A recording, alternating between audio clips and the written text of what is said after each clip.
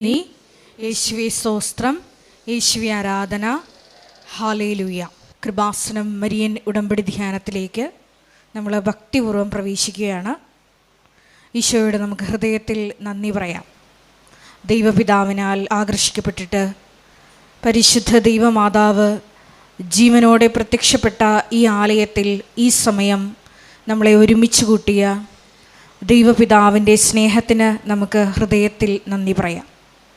2004 December 7-ാം തീയതി ഉച്ചകഴിഞ്ഞ് 2:30 ഇതുപോലൊരു ആരാധന മധ്യയാണ് ദൈവമാതാവ് സമയഘടികാരം നെഞ്ചിൽ ചാർത്തി ഈ അൾത്താരയിൽ പ്രത്യക്ഷയായിക്കൊണ്ട് ദുരന്തം ഉണ്ടാകുവാൻ പോകുന്നു, പ്രാർത്ഥിക്കണമെന്ന വലിയ ദൈവിക സന്ദേശം കൈമാറിയത്. ജീവിതത്തിൻ്റെ വിവിധ ദുരന്ത മുഖങ്ങളിലായിരുന്നു കൊണ്ടാണ് നമ്മളും പരിശുദ്ധ അമ്മ ജീവനോടെ പ്രത്യക്ഷപ്പെട്ട ഈ ആലയത്തിൽ വന്ന് മരിയൻ ഉടമ്പടിയെടുത്ത് പ്രാർത്ഥിച്ചുകൊണ്ട് ദുരന്ത മുഖങ്ങളെ അതിജീവിക്കുവാൻ, ദൈവകരുണ നമ്മുടെ ജീവിതത്തിൽ സ്വന്തമാക്കുവാൻ ആഗ്രഹത്തോടെ പ്രാർത്ഥിച്ച് ഉടമ്പടി നിബന്ധനകൾ പാലിച്ച് മുന്നേറുന്നത്. ഈ ധ്യാനം നയിക്കുവാൻ പോകുന്ന കൃപാസനത്തിൻ്റെ സ്ഥാപക ഡയറക്ടറായ ബഹുമാനപ്പെട്ട VP ജോസഫ് അച്ഛനെ ദൈവപിതാവിൻ്റെ കരങ്ങളിൽ സമർപ്പിച്ച് നമുക്കൊരു നിമിഷം മൗനമായിട്ട് പ്രാർത്ഥിക്കാം. അച്ഛൻ്റെ ആരോഗ്യത്തെ പ്രത്യേകമായിട്ട് സമർപ്പിച്ച് പ്രാർത്ഥിക്കാം. ഏറ്റെടുത്തിരിക്കുന്ന എല്ലാ ശുശ്രൂഷ മേഖലകളെയും പ്രത്യേകമായിട്ട് അൾത്താരയിൽ സമർപ്പിച്ച് പ്രാർത്ഥിക്കാം. ഈശോയെ വരാൻ പോകുന്ന ആരാധന മണിക്കൂറിനെ പ്രത്യേകമായിട്ട് സമർപ്പിച്ച് പ്രാർത്ഥിക്കുന്നു. ഈശോയെ ആരാധനയിലൂടെ നീളം അച്ഛനിലൂടെ നീ തന്നെ ഞങ്ങളോട് സംസാരിക്കണമേ എന്ന് പ്രാർത്ഥിക്കുന്നു. വചനം നൽകണമേ എന്ന് പ്രാർത്ഥിക്കുന്നു. കൃപാസനത്തിൻ്റെ എല്ലാ ശുശ്രൂഷ മേഖലകളെയും നിർമ്മാണ പ്രവർത്തനങ്ങളെയും ഞങ്ങൾ ഒരു നിമിഷം സമർപ്പിച്ച് പ്രാർത്ഥിക്കുന്നു. ഈശോയെ എല്ലാവരിലേക്കും ദൈവിക കൃപ സമൃദ്ധമായി വർഷിക്കുവാൻ ഈ ആരാധനയിലൂടെ കരുണയാകണമേ എന്ന് പ്രാർത്ഥിച്ചുകൊണ്ട് ദിവ്യകാരുണ്യനാഥനെ വരവേറ്റുകൊണ്ട് ഇരുകരങ്ങളും ഉയർത്തി ശക്തമായി സ്തുതിക്കാം. Hallelujah, hallelujah.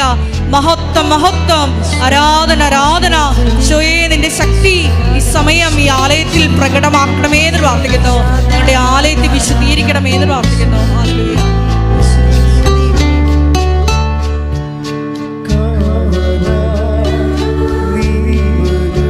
കരങ്ങൾ കൂപ്പി മുട്ടുമേലായിരിക്കാം.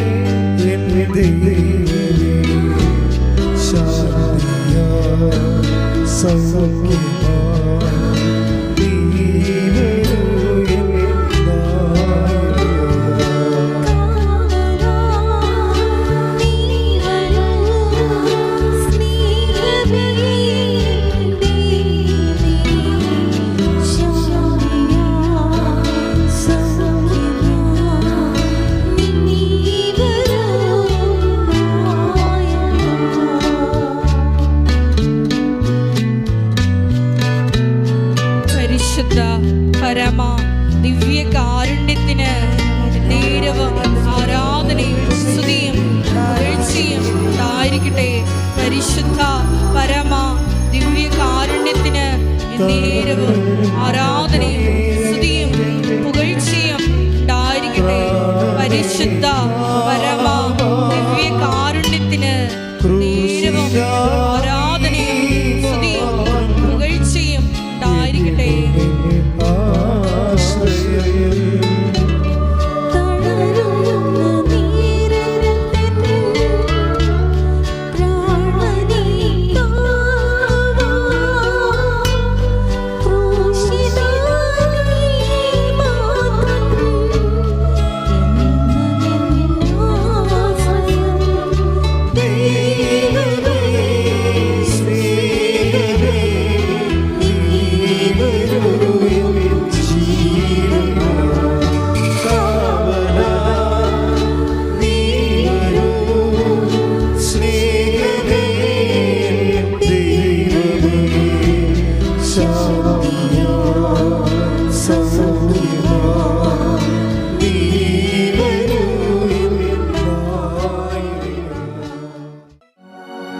പരിശുദ്ധ പരമദിവ്യകാരുണ്യത്തിന് നീരവും ആരാധനയും സ്തുതിയും പുകഴ്ചയും ഉണ്ടായിരിക്കട്ടെ.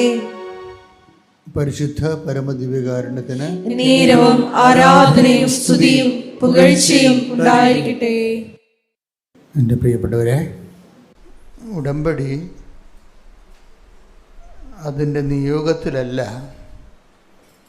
ഉടമ്പടി അതിൽ തന്നെയാണ് സന്തോഷത്തിൻ്റെ കാരണം.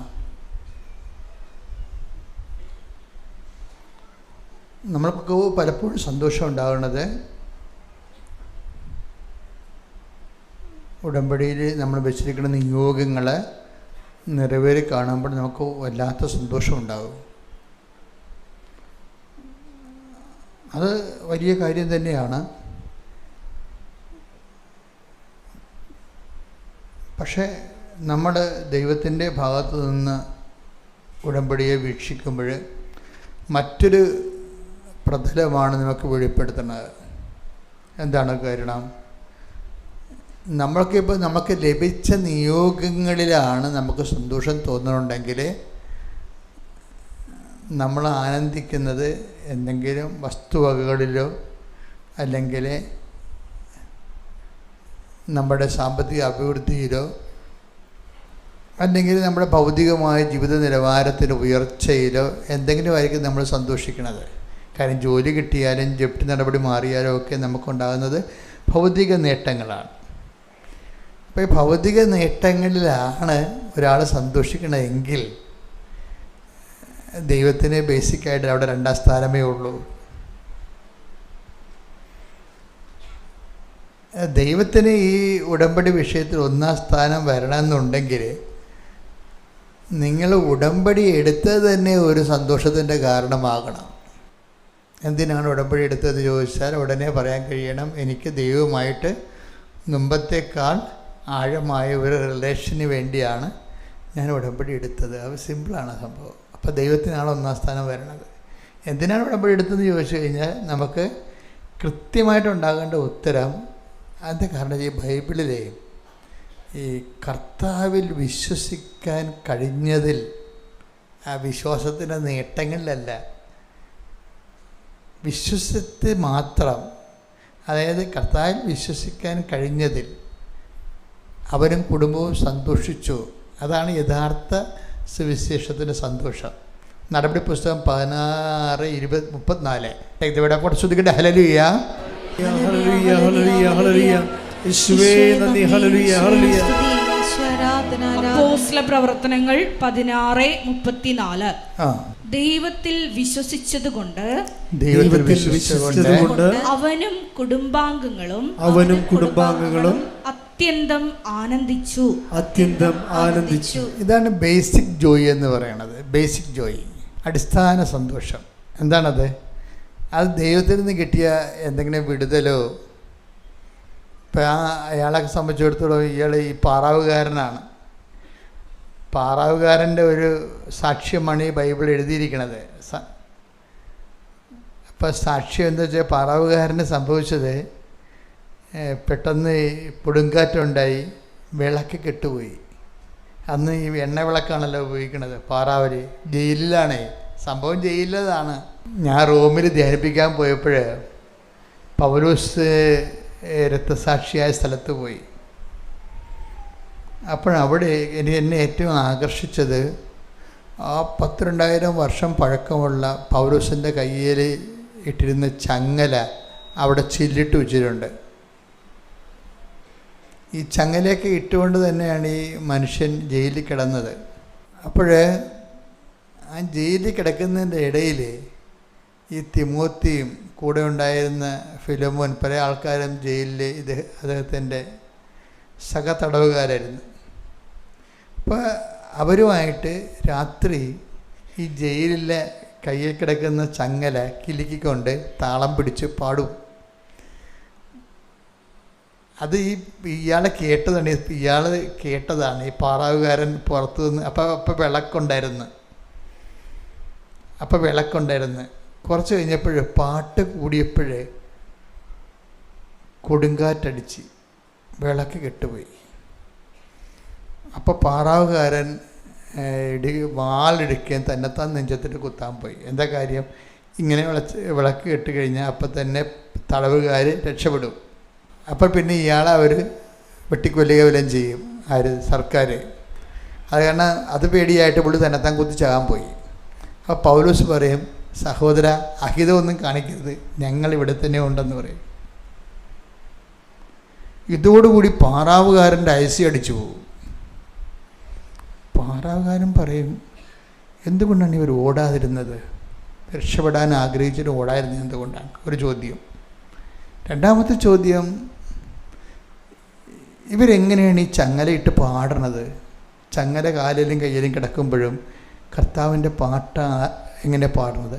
ആരാണ് ഈ കർത്താവ് എന്ന് ചോദിച്ചിട്ട് ഇവർ ഞങ്ങളിവിടെ തന്നെ ഉണ്ടെന്ന് പറയുമ്പോൾ, നീ അഹിതമൊന്നും കാണിക്കണമെന്ന് പറയുമ്പോൾ, പാറാവുകാരൻ ഇവരോട് ചോദിക്കും, നിങ്ങൾ പാടിയ കർത്താവ് ആരാണെന്ന് ചോദിക്കും.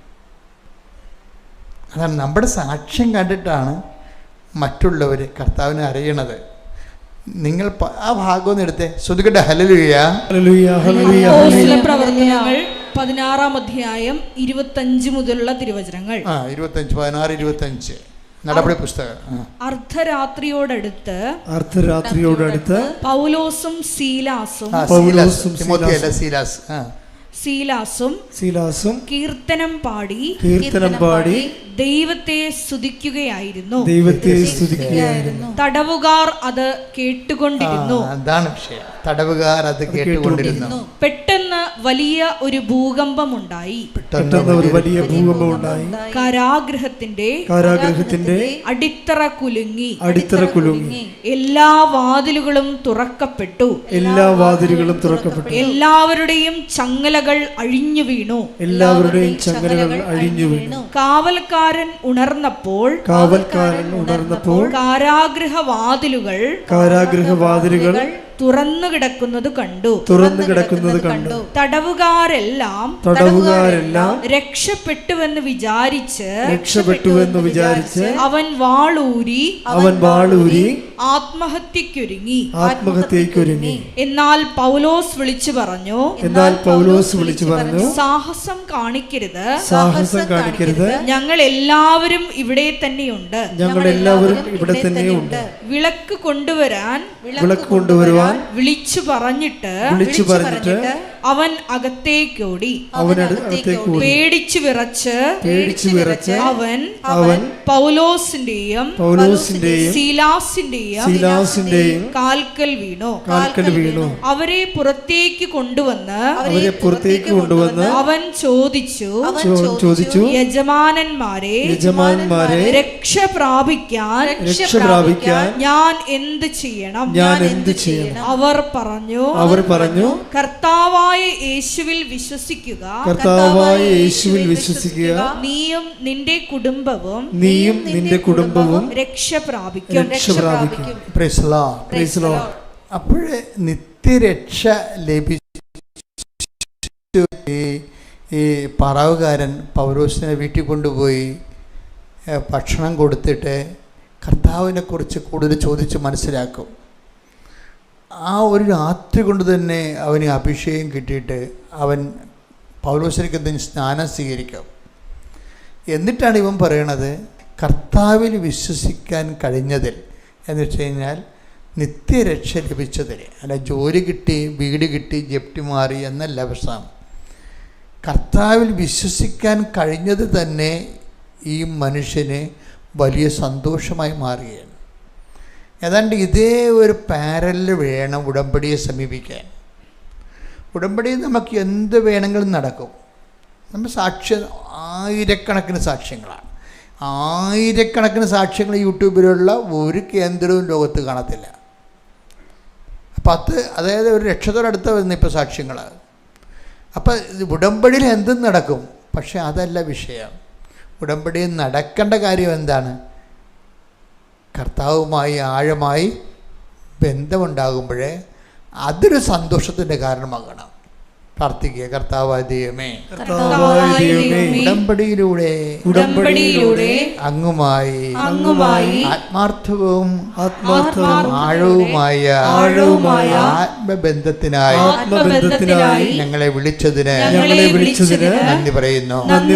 യേശുവേ സ്തോത്രം, നന്ദി, ആരാധന. ശ്രദ്ധിക്കട്ടെ. ഹല്ലേലൂയ, ഹല്ലേലൂയ, ഹല്ലേലൂയ, ഹല്ലേലൂയ, ഹല്ലേലൂയ. മഹത്വം, മഹത്വം, ആരാധന, ആരാധന. ഹല്ലേലൂയ, ഹല്ലേലൂയ,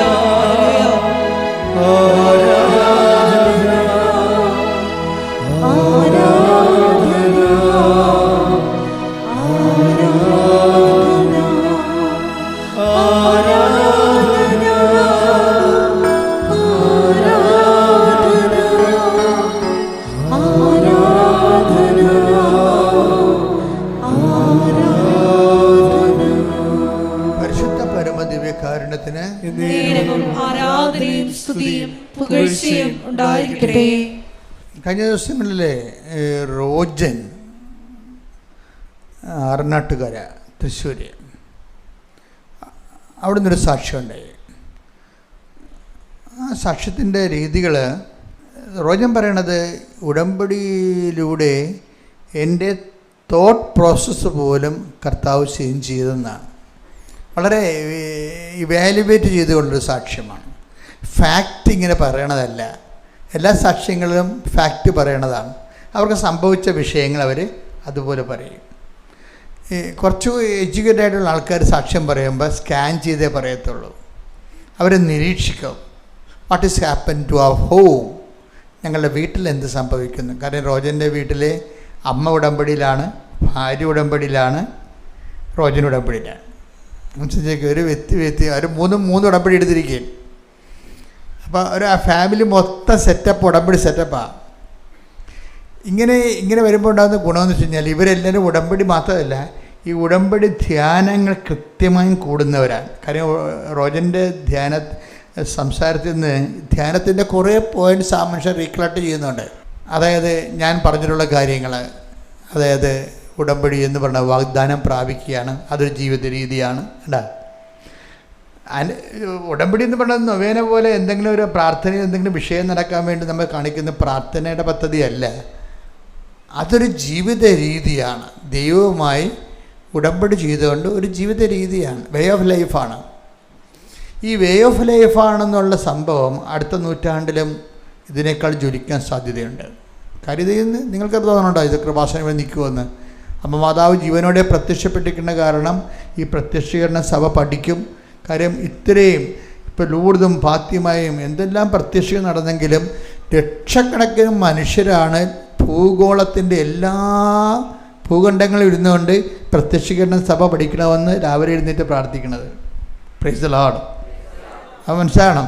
ലക്ഷക്കണക്കിന് മനുഷ്യരെ ഭൂഗോളത്തിൻ്റെ എല്ലാ സ്ഥലങ്ങളിലും. അടുത്ത പ്രാവശ്യം ഞങ്ങൾ സൗത്ത് ആഫ്രിക്ക പോവുകയാണ്. അപ്പോൾ സൗത്ത് ആഫ്രിക്കയിൽ എന്താണ്, ഒരു ഉടമ്പടി സമൂഹം അവിടെ ജീവിക്കുന്നുണ്ട്. അവരാണ് ഉടമ്പടി ധ്യാനത്തിന് വിളിക്കണത്.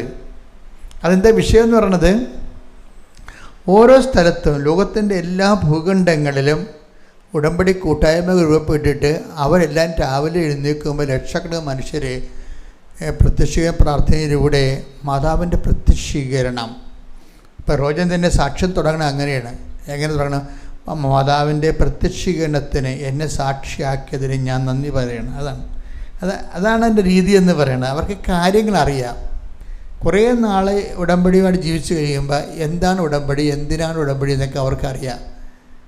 അവരുടെ ലിമിറ്റഡ് ആയിട്ടുള്ള ഒരു കുടുംബാവശ്യത്തിന് വേണ്ടിയല്ല, അത് ഈസിയായിട്ട് നടക്കുന്ന കാര്യമാണ്. മറിച്ച് എന്താണ്, മാതാവിൻ്റെ പ്രത്യക്ഷീകരണത്തിൻ്റെ സാക്ഷി എന്ന് പറഞ്ഞേ. അപ്പോൾ ഉടമ്പടി എടുക്കാൻ നിങ്ങൾ ഉറങ്ങിക്കിടക്കണമെന്ന് വിചാരിച്ചോ?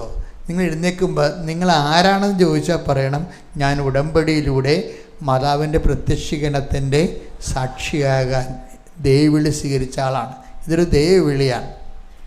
കവനൻ്റെ ഒരു ദൈവവിളിയാണ് ശരിക്കും. എന്ന് വെച്ചാൽ സുനിശ്ചിതമായും ചട്ടപ്പടിയും ചിട്ടപ്പടിയുമുള്ള രീതിയിൽ നമ്മൾ ദൈവത്തോട് ജീവിക്കുകയാണ്. രാവിലെ 5:30 ലൈഫ് തുടങ്ങും. കഴിഞ്ഞ ദിവസം ശ്രേയ എന്നും പറഞ്ഞൊരു മോള് സാക്ഷ്യം പറഞ്ഞു.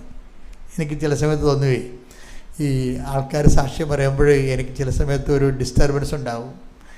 എന്താ ഡിസ്റ്റർബൻസ് എന്ന് പറയുന്നത്, ഈ സാക്ഷ്യം പറയുന്ന ആൾക്കാരെല്ലാം കാനഡയിലുള്ളതും അമേരിക്കയിലുള്ളതും അതുപോലെ തന്നെ കാസർഗോഡുള്ളതും ട്രിവാൻഡ്രത്തുള്ളതും ഇടുക്കിയിലുള്ളതും ഒക്കെയാണ്. അപ്പം ഞാൻ അവർക്ക് ഈ ആലപ്പുഴക്കാർക്ക് ഉടമ്പടിയൊന്നും ഇല്ലേ? അപ്പോൾ എന്താ പ്രശ്നം, എൻ്റെ മനസ്സിൽ എപ്പോഴും തോന്നുന്ന ഒരു വിഷയം എന്ന് പറയുന്നത്, ഈ ആലപ്പുഴക്കാർക്ക് പെട്ടെന്നിങ്ങനെ വന്നാൽ മതിയല്ലോ. അപ്പോൾ കൂടുതൽ കഷ്ടപ്പെട്ട് വരുന്നവർക്കായി, ഇപ്പോൾ നിങ്ങൾക്കൊക്കെ നിങ്ങളിവിടെ വരണമെങ്കിൽ ചിലരൊക്കെ 3 മണിക്ക് വെളുപ്പിനെ തന്നെ എഴുന്നേറ്റ് റെഡിയാകണം അല്ലേ? 3 മണിക്ക് എഴുന്നേക്ക്. ആ 3 മണിക്ക് എഴുന്നേറ്റാൽ മാത്രമേ നമുക്ക് ഇവിടെ കൃത്യസമയത്ത് ആ വണ്ടി കർത്തമാരുടെ ഇവിടെ വന്ന് നിൽക്കത്തുള്ളൂ. അപ്പോൾ അത്രയും കഷ്ടപ്പെട്ട് വരണത് കാരണം ദൈവം നിങ്ങൾ പ്രാർത്ഥിച്ചില്ലെങ്കിലും നിങ്ങളുടെ ഫിസിക്കൽ അപ്പിയറൻസ് ഇൻവോൾവ്മെൻറ്റും കാണുമ്പോൾ തന്നെ ദൈവം നിങ്ങളെ ഹെൽപ്പ് ചെയ്യും. പക്ഷേ ആ ഒരു ബോധം നമുക്ക്, അതായത് ഇതിൻ്റെ അകത്ത് ഇൻവെസ്റ്റ്മെൻ്റ് ഒരു പ്രോബ്ലമാണ് ദൈവമായിട്ടുള്ള. ഇപ്പം ഞാൻ പണ്ട് വള്ളക്കാരുടെ പ്രാർത്ഥന നടത്തുമായിരുന്നു. ഞാൻ ഈ കടലോര കൺവെൻഷൻ നടത്തിയിരിക്കുന്ന കാലത്ത് 10 കൊല്ലം ഈ വള്ളക്കാർക്ക് എൻ്റെ അടുത്ത് പ്രാർത്ഥിക്കാൻ വരും. അപ്പോഴേ പ്രാർത്ഥിക്കാൻ വരുമ്പോൾ കൂടുതൽ മത്സ്യം കിട്ടുന്ന ആർക്കാണെന്ന് ഞാൻ നോക്കണം ആർക്കാണ്. അത് കൊല്ലത്തുകാർക്കും ചാവക്കാടക്കാർക്കൊക്കെയാണ്. അപ്പം എന്താ വെച്ച് കഴിഞ്ഞാൽ എന്തുമാത്രം കഷ്ടപ്പെട്ടത് ഇത് ഇൻവെസ്റ്റ് ചെയ്യുന്നു, അത് അങ്ങനെയാണ് ഇതിൻ്റെ അകത്ത് ഒരു അനുപാതം കണ്ടിരിക്കുന്നത്. ഞാൻ പറഞ്ഞാൽ പക്ഷെ അത് നടപടി ശരിയല്ലല്ലോ. അപ്പം നാട്ടുകാരെന്ത് ചെയ്യും? അപ്പം എൻ്റെ വിഷയത്തിൽ ഈ നമ്മളിപ്പോൾ നാട്ടുകാരായാലും അല്ലെങ്കിൽ നാട്ടിന് പുറത്തുള്ള ആൾക്കാരായാലും ശരി, ചെയ്യേണ്ടതെന്ന് വെച്ച് കഴിഞ്ഞാൽ ഇതിനകത്ത് ഇൻവെസ്റ്റ്മെൻറ്റാണ് പ്രോബ്ലം. നാട്ടുകാരായാലും അല്ലെങ്കിൽ നാട്ടിന് പുറത്തുള്ള ആൾക്കാരായാലും ശരി, ചെയ്യേണ്ടതെന്ന് വെച്ച് കഴിഞ്ഞാൽ ഇതിനകത്ത് ഇൻവെസ്റ്റ്മെൻറ്റാണ് പ്രോബ്ലം. ഉടമ്പടിയിൽ വരുന്നത് എപ്പോഴും ഇൻവെസ്റ്റ്മെൻറ്റ് എന്ന് പറഞ്ഞാൽ എന്താണ്? നമ്മുടെ ഇൻവോൾവ്മെൻറ്റ് എന്ന് വെച്ചാൽ നമ്മളുടെ പങ്കാളിത്തം, ഉടമ്പടിയിലുള്ള നമ്മുടെ പങ്കാളിത്തം.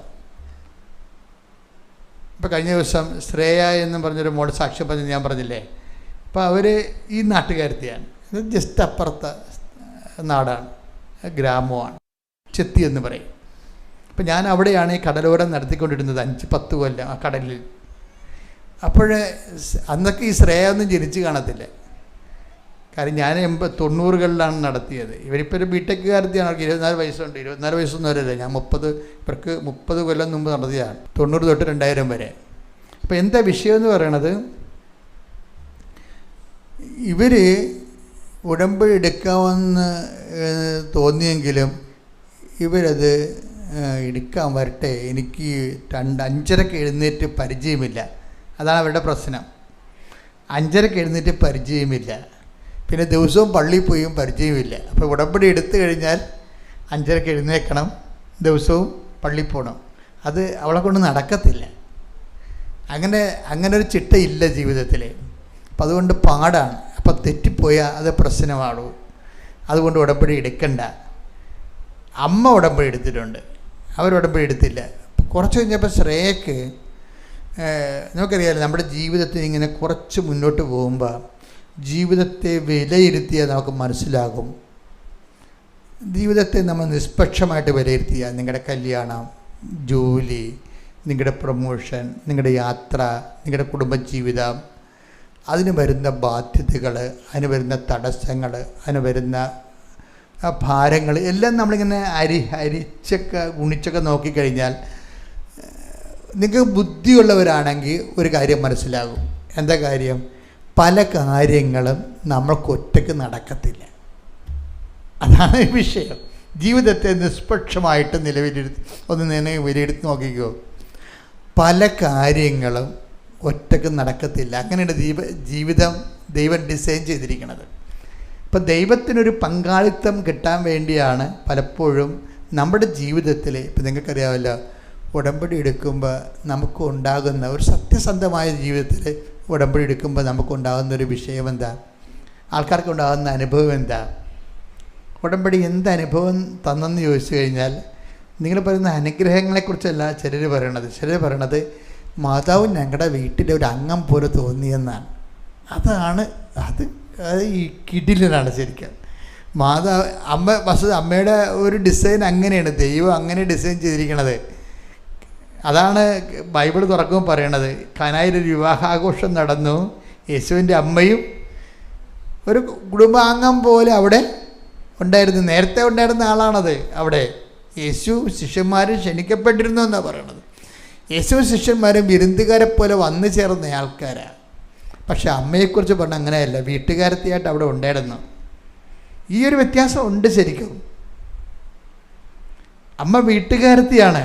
നമുക്ക് കുറച്ച് കഴിയുമ്പോൾ നിങ്ങൾക്കത് തോന്നണം, മാതാവുമായിട്ട് ജീവിക്കുമ്പോൾ തോന്നണം, മാതാവ് ഞങ്ങളുടെ കുടുംബത്തിലെ ഒരു അംഗമാണെന്ന്. അമ്മ കുടുംബത്തിലെ അംഗമായത് കൊണ്ടാണ് ഇപ്പം റോജൻ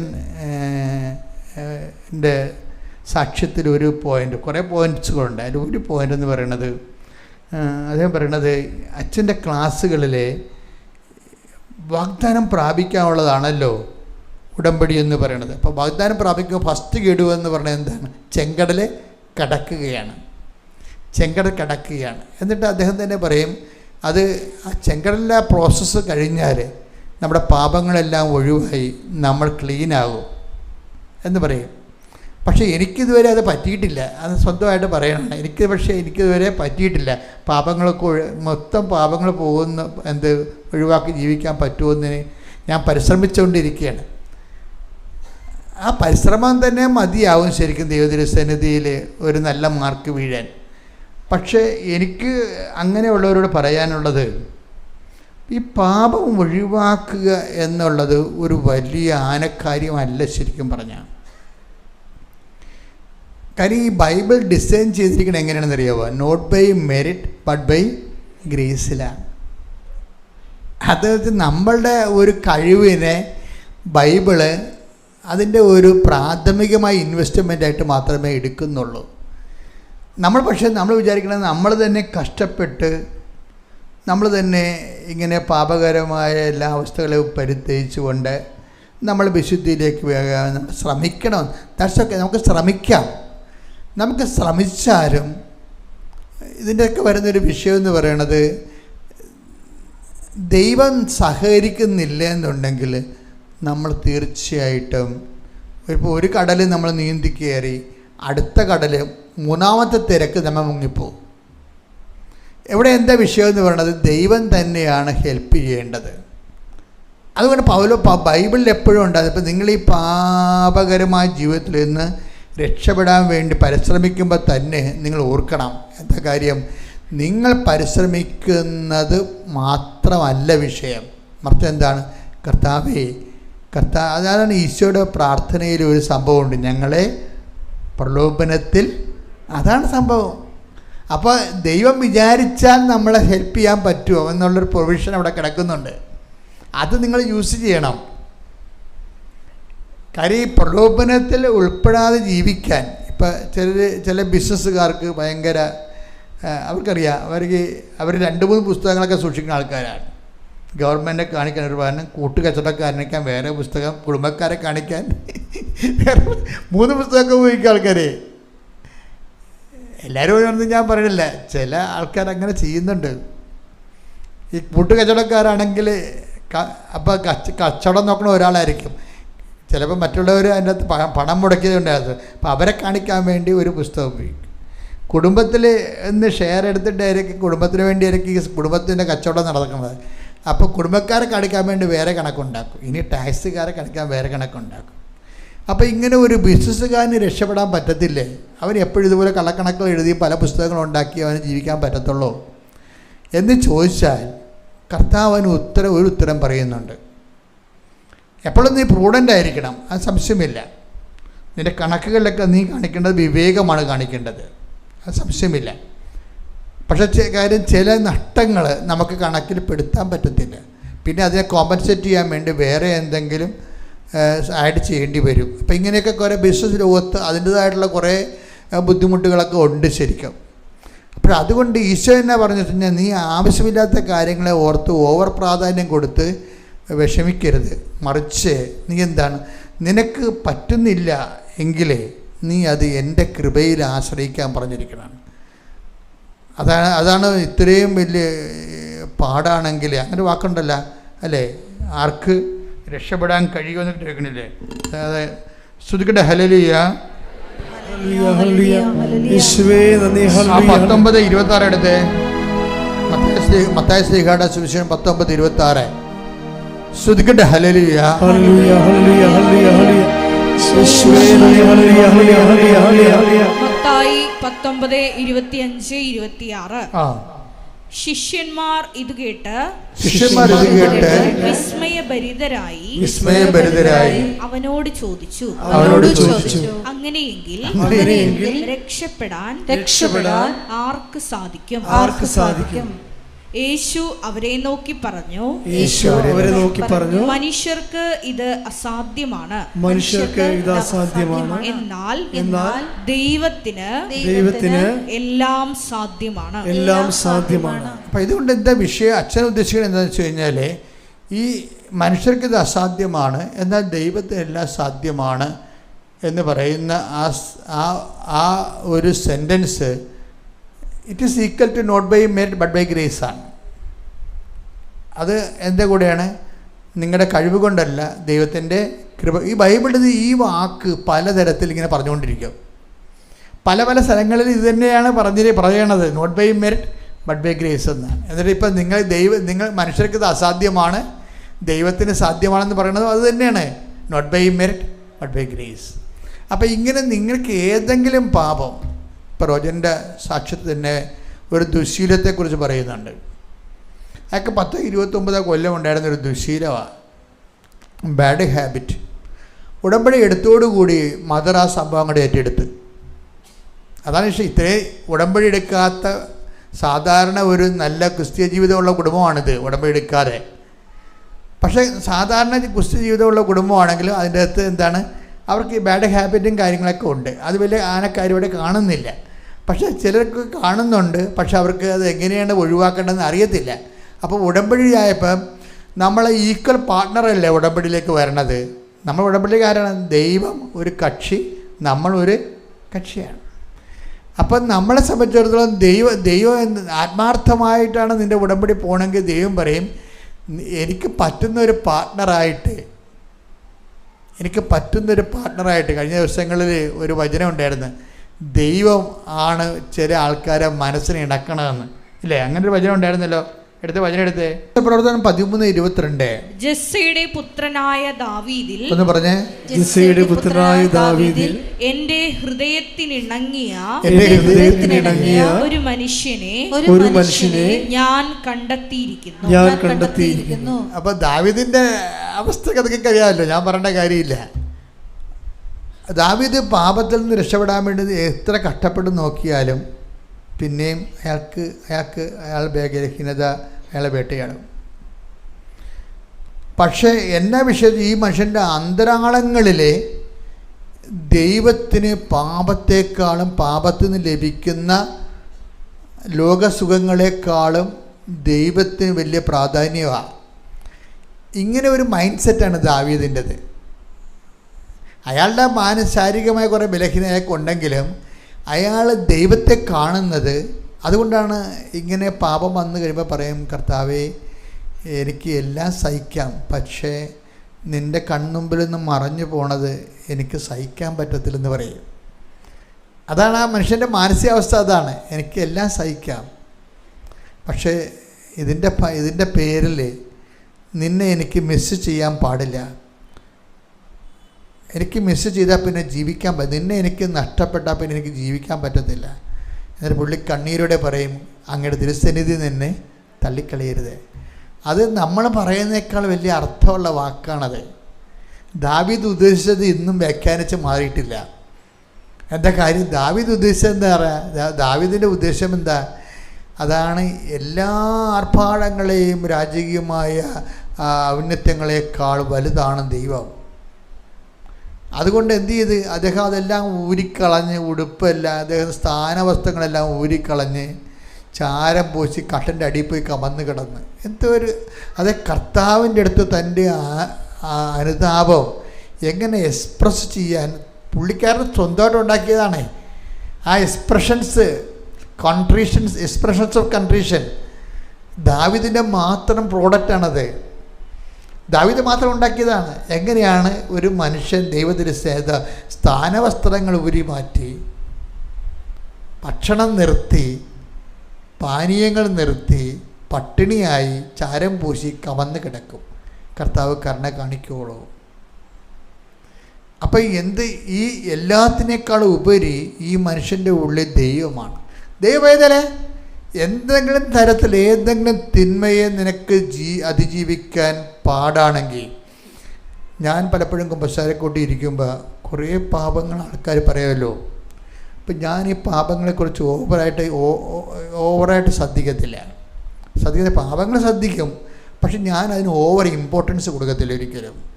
ഞാൻ എന്നിട്ട് എന്ത് പറയുമെന്നറിയോ? ഇവരുടെ നന്മ പ്രവൃത്തികളെ ഞാൻ ബൂസ്റ്റ് ചെയ്യും.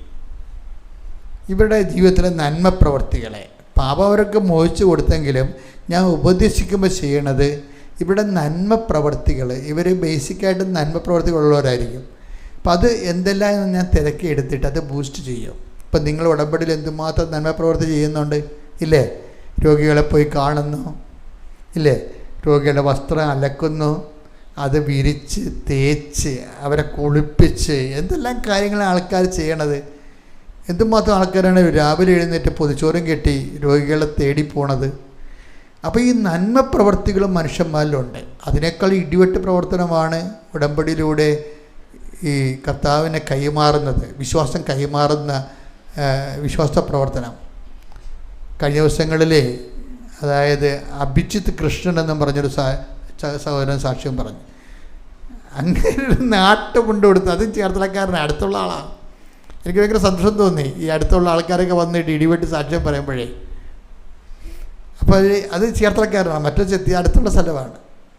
അപ്പോൾ ഈ അഭിജിത്ത് കൃഷ്ണൻ്റെ സാക്ഷ്യം എന്ന് പറയുന്നത്, അയാൾ പറയണത് ഞാൻ മെക്കാനിസ്റ്റിൻ്റെ പരീക്ഷയ്ക്ക് പോയിരിക്കുമ്പോൾ ഇവന് അത്രയും ഹോംവർക്കൊന്നുമില്ല.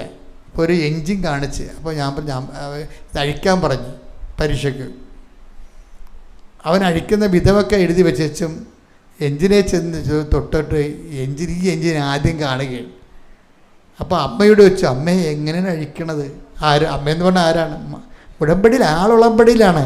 അതാണ് നമ്മൾ അമ്മയുമായിട്ട് ഉടമ്പടി ചെയ്യുമ്പോൾ അമ്മ നമ്മുടെ ഒരു സഹയാത്രികയായി മാറും.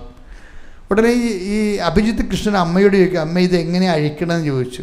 അപ്പോൾ അമ്മ പറയും, നീ അടുത്ത് ചെല്ലാൻ പറയും. അപ്പോൾ ഇവരിന് എൻജിൻ ആദ്യം 2 എൻജിൻ കാണിച്ചിട്ടുണ്ട്. 2 എൻജിൻ കാണിച്ചിട്ടുണ്ട്. ഒരു എൻജിൻ ഗ്രീസൊക്കെ പറ്റി കുഴപ്പമായിരിക്കണ എൻജിനാണ്, ഒരു എൻജിൻ നല്ല മിടുക്കനായിട്ട് സ്മാർട്ടായിട്ടിരിക്കുന്ന എൻജിനാണ്. അപ്പോൾ ഇവൻ എന്നാ ചെയ്ത്, കുഴപ്പം പിടിച്ചിരിക്കുന്ന എൻജിൻ്റെ അടുത്ത് ചെന്നുവെച്ചും ഈ ഒരു സാധനത്തെ പിടിച്ച് വലിച്ചപ്പോൾ പിസ്റ്റൺ ഓപ്പണായി. ഉടനെ എക്സാമിനർ വന്നിട്ടും പറഞ്ഞ്, ഈ പിസ്റ്റൺ എന്തിനു വേണ്ടിയാണ് ഉപയോഗിക്കണമെന്ന് ചോദിച്ചു. അപ്പോൾ ഉപയോഗിക്കുന്ന കാര്യങ്ങൾ പറഞ്ഞ്.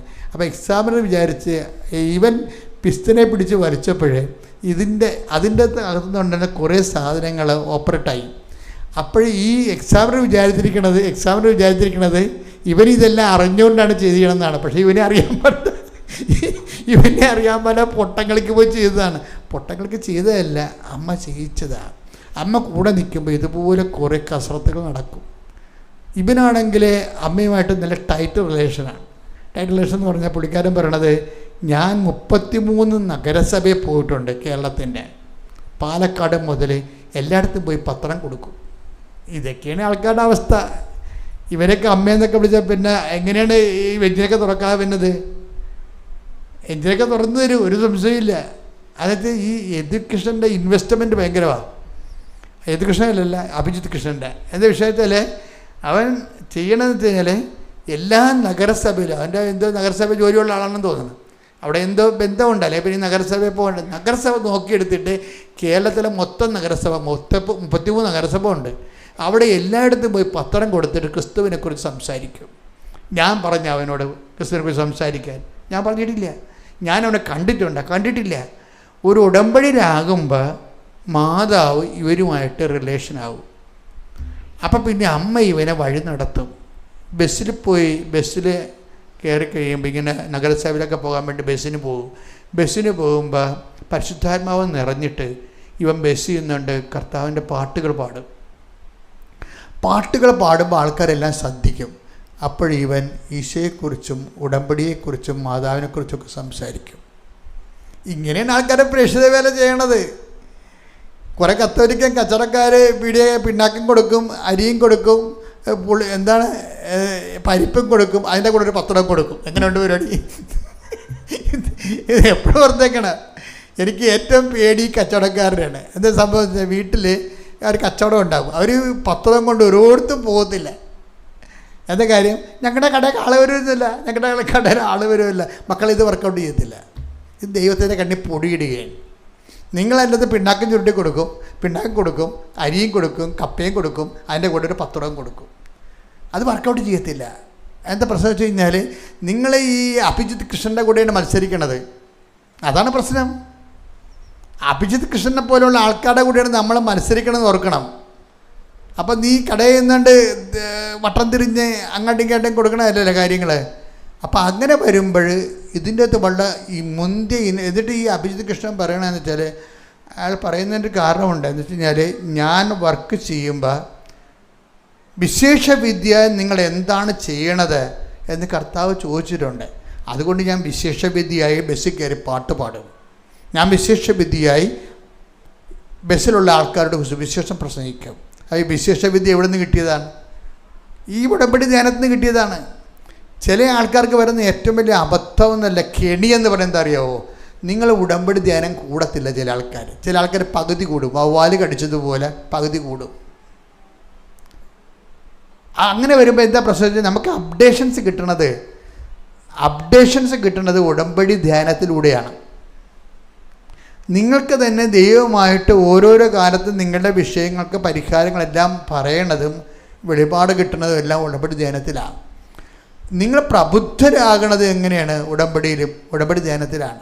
ഇപ്പോൾ ചില ആൾക്കാർ 5 പുതുക്കിയ ആൾക്കാരെ കണ്ടിട്ടുണ്ടല്ലോ, 5 പുതുക്കിയ ആൾക്കാരെ കണ്ടിട്ടില്ലേ? നമുക്ക് അവരെ കാണുമ്പോൾ അറിയാം അവർക്ക് ഒരു ഉടമ്പടി എടുത്തതിൻ്റെ പോലും നിലവാരമില്ല. അതിൻ്റെ കാരണം എന്താ? അവർ ഉടമ്പടി ധ്യാനം കൂടത്തില്ല. ദൈവത്തിന് നിങ്ങൾക്ക് ഉടമ്പടി ധ്യാനം കൂടാൻ വരുമ്പോൾ എന്താ പറ്റണമെന്നറിയാവോ? നിങ്ങൾ ഉടമ്പടി ഓട്ടോമാറ്റിക്കായിട്ട് വട്ടം കണ്ടിക്കും. എന്താ കാര്യം? നിങ്ങൾ ഇവിടെ വന്ന മാതാവിൻ്റെ തിരുസന്നിധിയിൽ ഉടമ്പടി വിളക്ക് തെളിച്ചിട്ടാണ് ആഴ്ചവട്ടമുള്ള ഉടമ്പടി ധ്യാനത്തിൽ കൂടിക്കൊള്ളാമെന്ന് പ്രഖ്യാപിക്കണത്. ആഴ്ചവട്ടമുള്ള ഉടമ്പടി ധ്യാനത്തിൽ കൂടിക്കൊള്ളാമെന്ന് പ്രഖ്യാപിച്ചിട്ടാണ് ഈ ആൾക്കാർ ഉടമ്പടി ധ്യാനം കൂടാതിരിക്കുമ്പോൾ എന്നാ സംഭവിക്കുന്നത്? അപ്പം വട്ടം കണ്ടിക്കും. വട്ടം കണ്ടിക്കണമല്ല, ദൈവത്തിനെ പറ്റിച്ചതിന് നിങ്ങൾ പരിഹാരം ചെയ്യേണ്ടി വരും. കാര്യം ഉടമ്പടി വളരണത് പ്രബോധനത്തിലൂടെയാണ് വളരണത്. അതിൻ്റെ പ്രബോധനം കിട്ടിയ ആൾക്കാരാണ്, പ്രബോധനം ഫോളോ ചെയ്യുന്നവരാണ് വലിയ സാക്ഷ്യങ്ങൾ പറയുന്നത്. ഈ അഭിജിത്ത് കൃഷ്ണൻ പറഞ്ഞു കേട്ടില്ലേ? ആ വചനം എടുത്ത് 5:46 സ്തുതിക്കട്ടെ. ഹല്ലേലൂയ ഹല്ലേലൂയ യേശുവേ നന്ദി. ഹല്ലേലൂയ ഹല്ലേലൂയ ഹല്ലേലൂയ ഹല്ലേലൂയ ഹല്ലേലൂയ യേശുവേ ആരാധന. മത്തായി 5:46 നിങ്ങളെ സ്നേഹിക്കുന്നവരെ നിങ്ങൾ സ്നേഹിച്ചാൽ നിങ്ങൾക്ക് എന്ത് പ്രതിഫലമാണ് ലഭിക്കുക? ചുങ്കക്കാർ പോലും അത് തന്നെ ചെയ്യുന്നില്ലേ? സഹോദരങ്ങളെ മാത്രമേ നിങ്ങൾ അഭിവാദനം ചെയ്യുന്നുള്ളുവെങ്കിൽ വിശേഷ വിധിയായി എന്താണ് നിങ്ങൾ ചെയ്യുന്നത്? എന്താ വിഷയം എന്നാണ് കേട്ടില്ലേ? എന്താണ് വിശേഷ വിധിയായി നിങ്ങൾ എന്താണ് ചെയ്യുന്നത്? അപ്പം കർത്താവിൻ്റെ മൈൻഡ് സെറ്റിലുള്ള സംഭവം എന്താണ്? വിശേഷ വിധിയാണ്. ഈ കൽപ്പിക്കപ്പെട്ടതെല്ലാം ചെയ്തു കഴിഞ്ഞാൽ അത് മെറിറ്റോറിയസ് അല്ലെന്ന് ഈശോ പറഞ്ഞിട്ടുണ്ട്. കൽപ്പിക്കപ്പെട്ടതെല്ലാം ചെയ്തതിന് ശേഷം ഞങ്ങൾ പ്രയോജനരഹിതന്മാരായ ദാസന്മാരാണ്, കടമ നിർവഹിക്കുക മാത്രമേ. ഈ കടമയുടെ അപ്പുറത്തേക്ക് പോണ സംഭവങ്ങൾ ഇപ്പം അതെടുത്ത് 17:10 എടുത്ത് ലൂക്ക. ഇതുപോലെ തന്നെ നിങ്ങളും കൽപ്പിക്കപ്പെട്ടവയെല്ലാം ചെയ്തതിന് ശേഷം ഞങ്ങൾ പ്രയോജനമില്ലാത്ത ദാസന്മാരാണ് കടമ നിർവഹിച്ചതേയുള്ളൂ എന്ന് പറയുവേൻ. അപ്പം അങ്ങനെ ഒരു സ്റ്റാറ്റസ് ഉണ്ട്. നമ്മളെ ഇവിടുന്ന് പത്രം കൊടുക്കാൻ പറഞ്ഞു, നിങ്ങൾ പത്രം കൊടുത്തു. രോഗികളെ കാണാൻ പറഞ്ഞു, നിങ്ങൾ രോഗികളെ കണ്ടു. അപ്പോഴും വരുന്ന ചാലഞ്ച് എന്താ വെച്ചാൽ, ഉടമ്പടി വന്ന ചാലഞ്ച് എന്താ വെച്ചാൽ, വിശേഷ വിധിയായി നിങ്ങൾ എന്താണ് ചെയ്യണത്? ഈ വിശേഷ വിധിയായി ചെയ്യണത് തന്നെയാണ് ഈ അഭിജിത്ത് കൃഷ്ണൻ ബസ്സിൽ കയറി പാടിയിരിക്കുന്നത്. പാടിയിട്ട് അവിടെയുള്ള ആൾക്കാരുടെ കർത്താവിനെ കുറിച്ച് സംസാരിക്കുന്നത്. എന്തൊരു തീഷ്ണതയാണ് ശരിക്കും. പരിശുദ്ധാത്മാവ് നിറഞ്ഞ്, അതായത് ദൈവസ്നേഹത്തിൽ നിങ്ങൾ എന്താ വിഷയം? ചിലർ ഉടമ്പടിയിലാകുമ്പോൾ അവർ കടുത്ത ദൈവസ്നേഹത്തിലാകും. ഇപ്പം ഈ ഉടമ്പടിയിൽ എടുത്തതിന് ശേഷം ഇങ്ങനെ മോന്തം കയറ്റി പോണ കുറേ ജന്മങ്ങളില്ലേ, അതുങ്ങളൊക്കെ ശരിക്കും പറഞ്ഞാൽ ചീഞ്ഞ മടലിനെ അടിച്ചു ഓടിക്കേണ്ടതാണ് കൃപാസനത്തിൽ നിന്ന്. കാര്യം നമുക്ക് കാണുമ്പോൾ അറിയാൻ പറ്റും, ഉടമ്പടി ചെയ്തിട്ട് ഇറങ്ങിപ്പോകുമ്പോൾ ബസ് കിട്ടുക, വീട്ടിലെത്തുമ്പോൾ താമസിക്കുക എന്ന് പറഞ്ഞൊരു നിലയം വിളിച്ച് പോകണം കാണാം.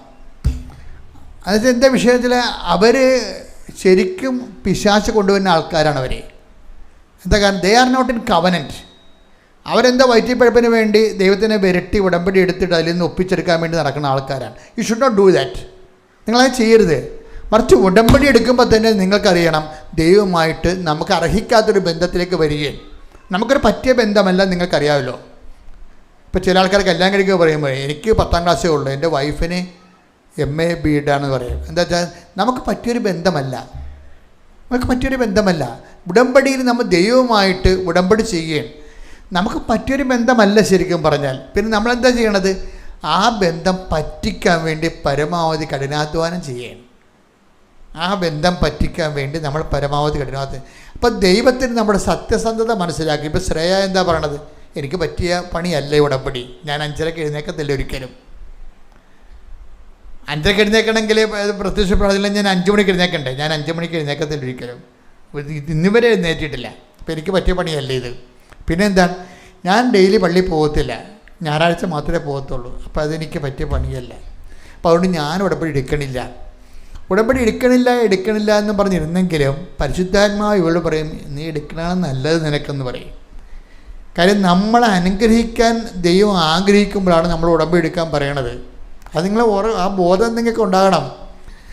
നമ്മളെ അനുഗ്രഹിക്കാൻ ദൈവം ആഗ്രഹിക്കുമ്പോഴാണ് നമ്മളോട് ഉടമ്പടി എടുക്കാൻ വേണ്ടി തോന്നിപ്പിക്കണത്.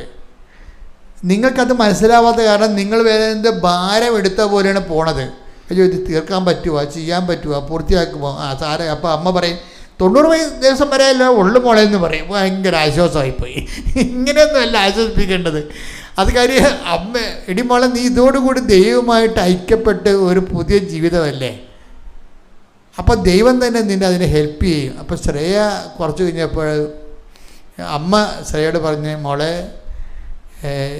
MNCയിലൊക്കെ പോകണമെങ്കിൽ നീ ഉടമ്പടി എടുക്കേണ്ടി വരുമെന്ന് പറഞ്ഞു. MNC എന്ന് പറയുന്നത് മൾട്ടിനാഷണൽ കമ്പനിയുടെ ആണ് അവൾ ജോലി, BTech ആണ് അവൾ. അപ്പം മൾട്ടിനാഷണൽ കമ്പനി ഇൻ്റർവ്യൂ ചെയ്യണം.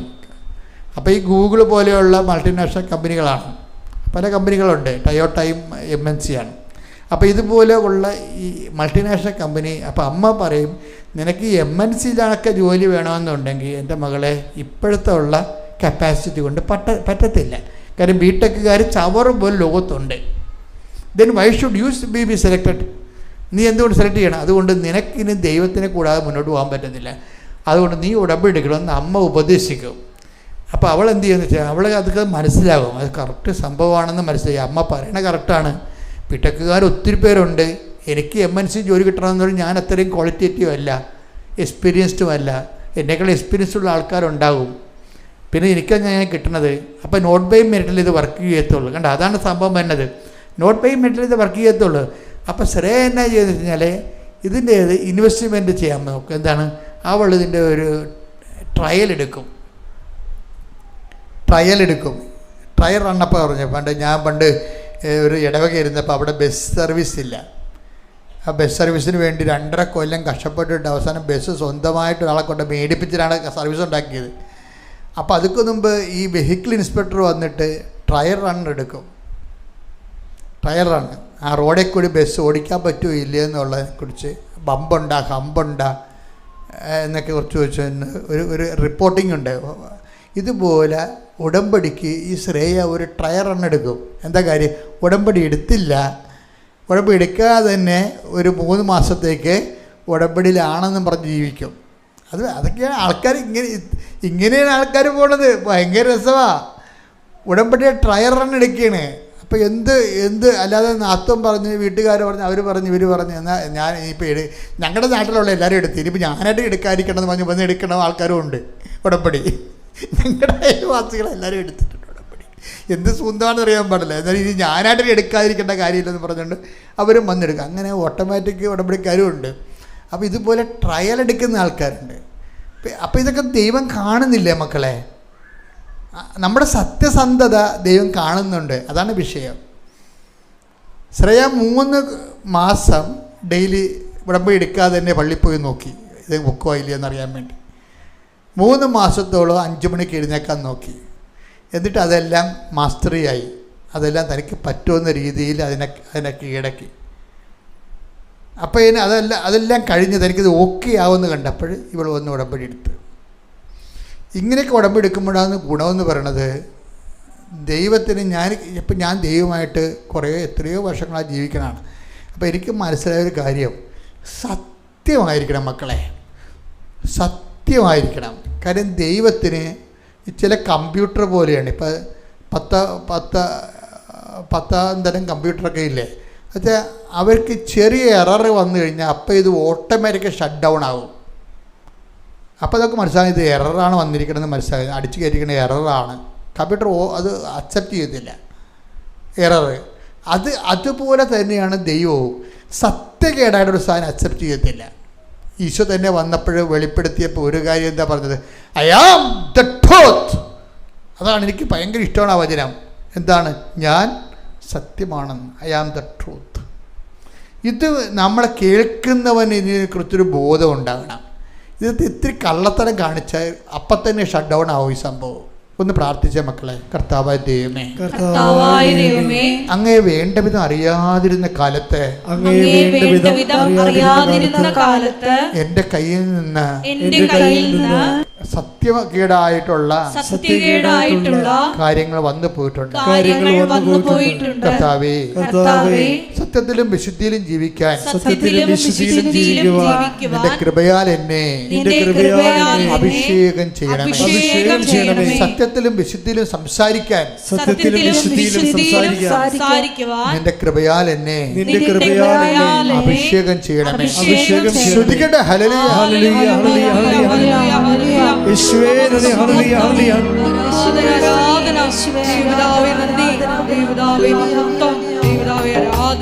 കൈയടിച്ചുകൊണ്ട് സന്തോഷത്തോടെ പാടാം, ദൈവത്തെ ആരാധിക്കാം.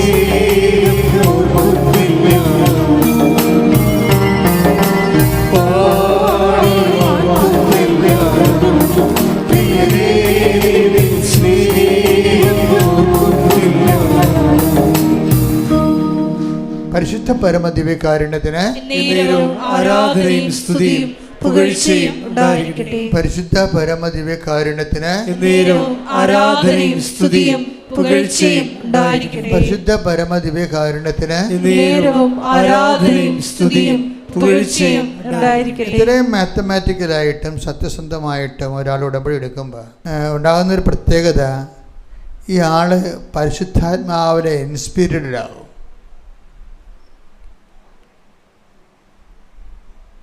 ദൈവം നമ്മൾ ചോദിക്കുന്നതിന് കൃത്യമായ മറുപടി പറയും. അതാണ് നമ്മൾ ഉടമ്പടി സത്യസന്ധരാണെന്ന് കണ്ടാൽ പിന്നെ നമുക്ക് ദൈവത്തോട് എന്തും ചോദിക്കാം. കർത്താവ് അങ്ങനെ ഒരു വാക്ക് പറയുന്നുണ്ടല്ലോ, എന്തും ചോദിക്കാവുന്ന. ഇവിടെ 15:7 ശ്രുതികട്ടെ ഹല്ലേലൂയ, ഹല്ലേലൂയ, ഹല്ലേലൂയ, ഹല്ലേലൂയ. യേശുവേ നന്ദി, ഹല്ലേലൂയ, ഹല്ലേലൂയ, ഹല്ലേലൂയ, ഹല്ലേലൂയ, ഹല്ലേലൂയ. 15:7. യോഹന്നാൻ 15:7. നിങ്ങൾ എന്നിൽ വസിക്കുകയും നിങ്ങൾ എന്നിൽ വസിക്കുകയും എന്റെ വാക്കുകൾ നിങ്ങളിൽ നിലനിൽക്കുകയും ചെയ്യുന്നെങ്കിൽ ഇഷ്ടമുള്ളത് ചോദിച്ചു കൊള്ളുക,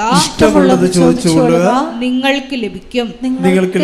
അപ്പൊ ഇത് കർത്താവിന്റെ വാഗ്ദാനമാണിത്. എന്താണ്? എൻ്റെ വാക്ക് നിങ്ങൾ നിലനിന്നാൽ നിങ്ങൾ എന്താണ്? നിങ്ങൾക്ക് ഇഷ്ടമുള്ളത് ചോദിക്കാം, നിങ്ങൾക്കത് ലഭിക്കും.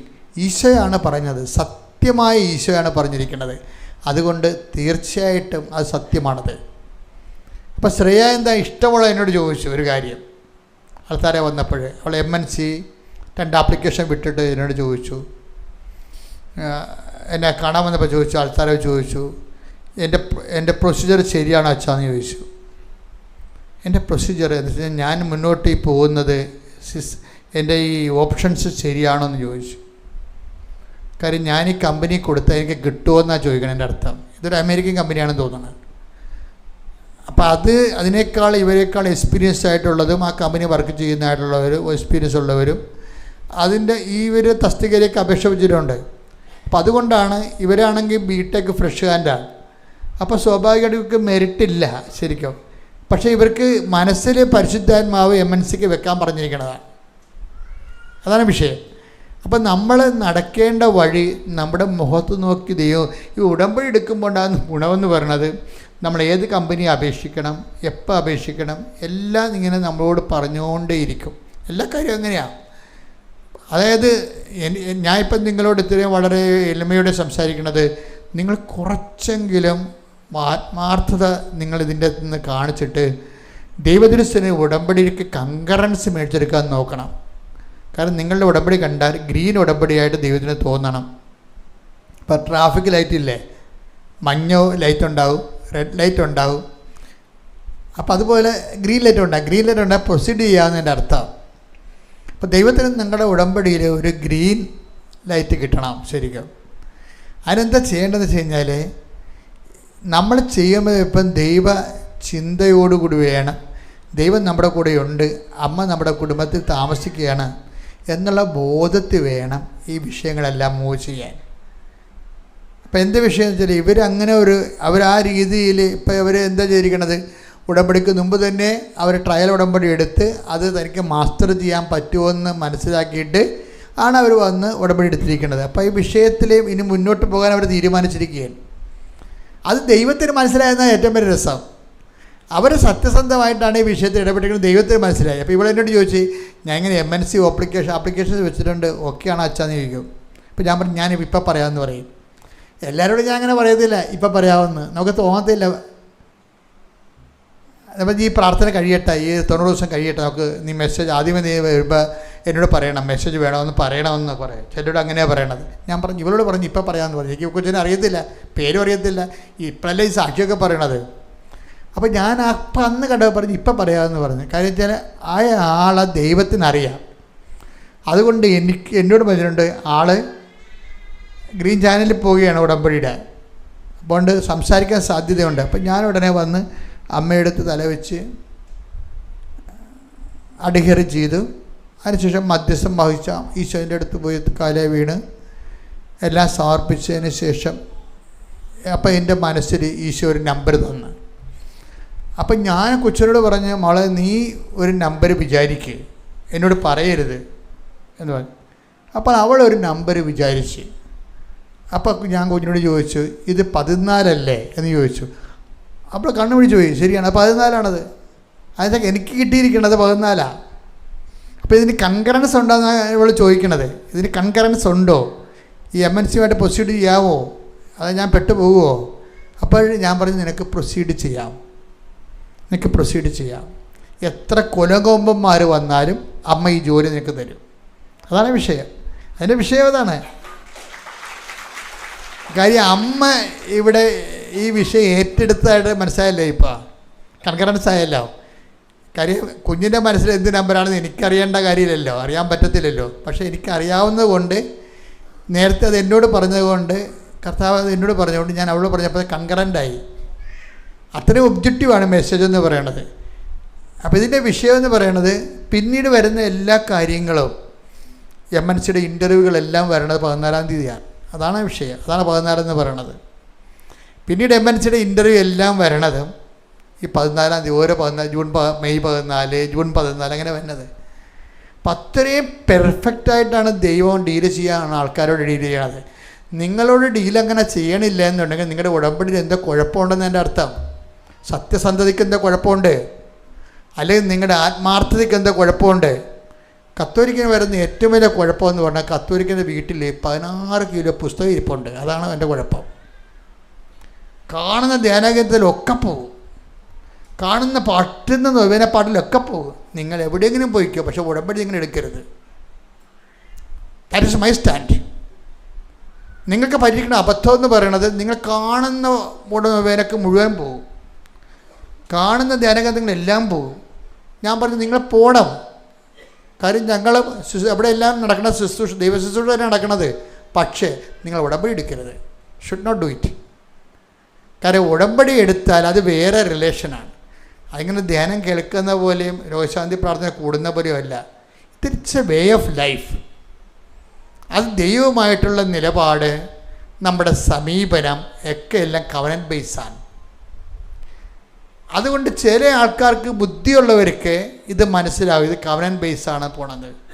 അപ്പോൾ ഈ വിഷയങ്ങൾക്കെല്ലാം ദൈവത്തിന് പദ്ധതിയുണ്ട്. So I should wait. പരിശുദ്ധാത്മാവ് നിരന്തരം നമ്മളോട് പറയും.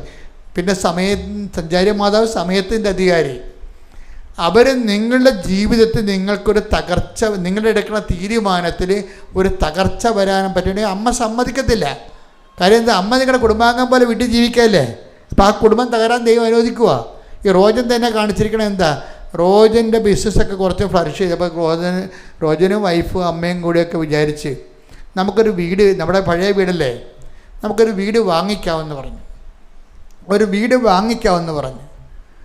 അപ്പോൾ വീട് വാങ്ങിക്കാമെന്ന് പറഞ്ഞു കഴിഞ്ഞപ്പോൾ ഇവർ ഒരു കൊല്ലം മുഴുവനും വീട് ചെയ്യാനുള്ള വീടിൻ്റെ സ്കെച്ചും പ്ലാനും ഉണ്ടാക്കി, എൻജിനീയറെ കണ്ടു. അതിന് മുനിസിപ്പാലിറ്റി പോയി കൺകറൻസ് മേടിച്ചു. അവർ മുന്നോട്ട് പോകാൻ പറഞ്ഞു. പക്ഷേ എന്തോ ഒരു കുഴപ്പം. റോജിന് പൈസ ഉണ്ട്, പ്ലാൻ പാസ്സായി, നഗരസഭ അംഗീകരിച്ചു. പക്ഷേ അമ്മ മുന്നോട്ട് പോകാൻ പച്ചക്കൊടി കാണിക്കണില്ല. അതാണ് വിഷയം. അത് അമ്മ ഉണ്ടെങ്കിൽ നീ തകരാൻ അനുവദിക്കത്തില്ല ഒരിക്കലും. ഒരു കൊല്ലം കഴിഞ്ഞപ്പോൾ റോജിന് മനസ്സിലായി ഇത്രയും ലക്ഷക്കണക്കിന് രൂപ ബിസിനസ്സിൽ നിന്ന് എടുത്ത് മറിച്ചാൽ ബിസിനസ് നാളെ ഡൗൺ ആകും. കാര്യം ബിസിനസ്സുകാർക്കുണ്ടാകുന്ന പ്രശ്നം അവർക്ക് ലിക്വിഡ് എമൗണ്ട് എപ്പോഴും അവിടെ കയ്യിലുണ്ടാകണം. ലിക്വിഡ് എമൗണ്ടും പിന്നെ എടുത്തു മറിക്കാൻ പറ്റുന്ന വളരെ മൂവബിളായിട്ടുള്ള പ്രോപ്പർട്ടി എപ്പോഴും ബിസിനസ്സുകാരുടെ കയ്യിലേക്ക് കരുതൽ ദ്രവ്യം പോലും ഉണ്ടാകണം. അതില്ലാതെ വരുമ്പോഴാണ് നമുക്ക് ചില സമയത്ത് ചിലയിടത്ത് കൊടുത്ത് ചില സാധനം വാങ്ങിച്ചിട്ട് ചില സമയത്ത് മറിച്ച് കൊടുത്താൽ കിട്ടാവുന്ന ലാഭം നഷ്ടപ്പെടുന്നതിൻ്റെ കാര്യം അതാണ്. അപ്പോൾ അതുകൊണ്ട് ഇങ്ങനെയൊക്കെ ഉള്ള ഒരു നീക്കുപോക്കുകളുള്ള കാരണം അമ്മ ഈ വിഷയം ബ്ലോക്ക് ചെയ്യും. കുടുംബം ഉണ്ടാക്കുക എന്നുള്ള വിഷയം ബ്ലോക്ക് ചെയ്യും.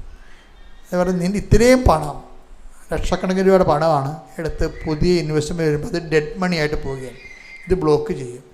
ബ്ലോക്ക് ചെയ്ത് വെച്ചും ഇവരെല്ലാവരും കൂടി ഇരുന്ന് അമ്മയും ഭാര്യയും പല വീടുകളും പോയി കണ്ട് ഇവർക്ക് ഒക്കണില്ല.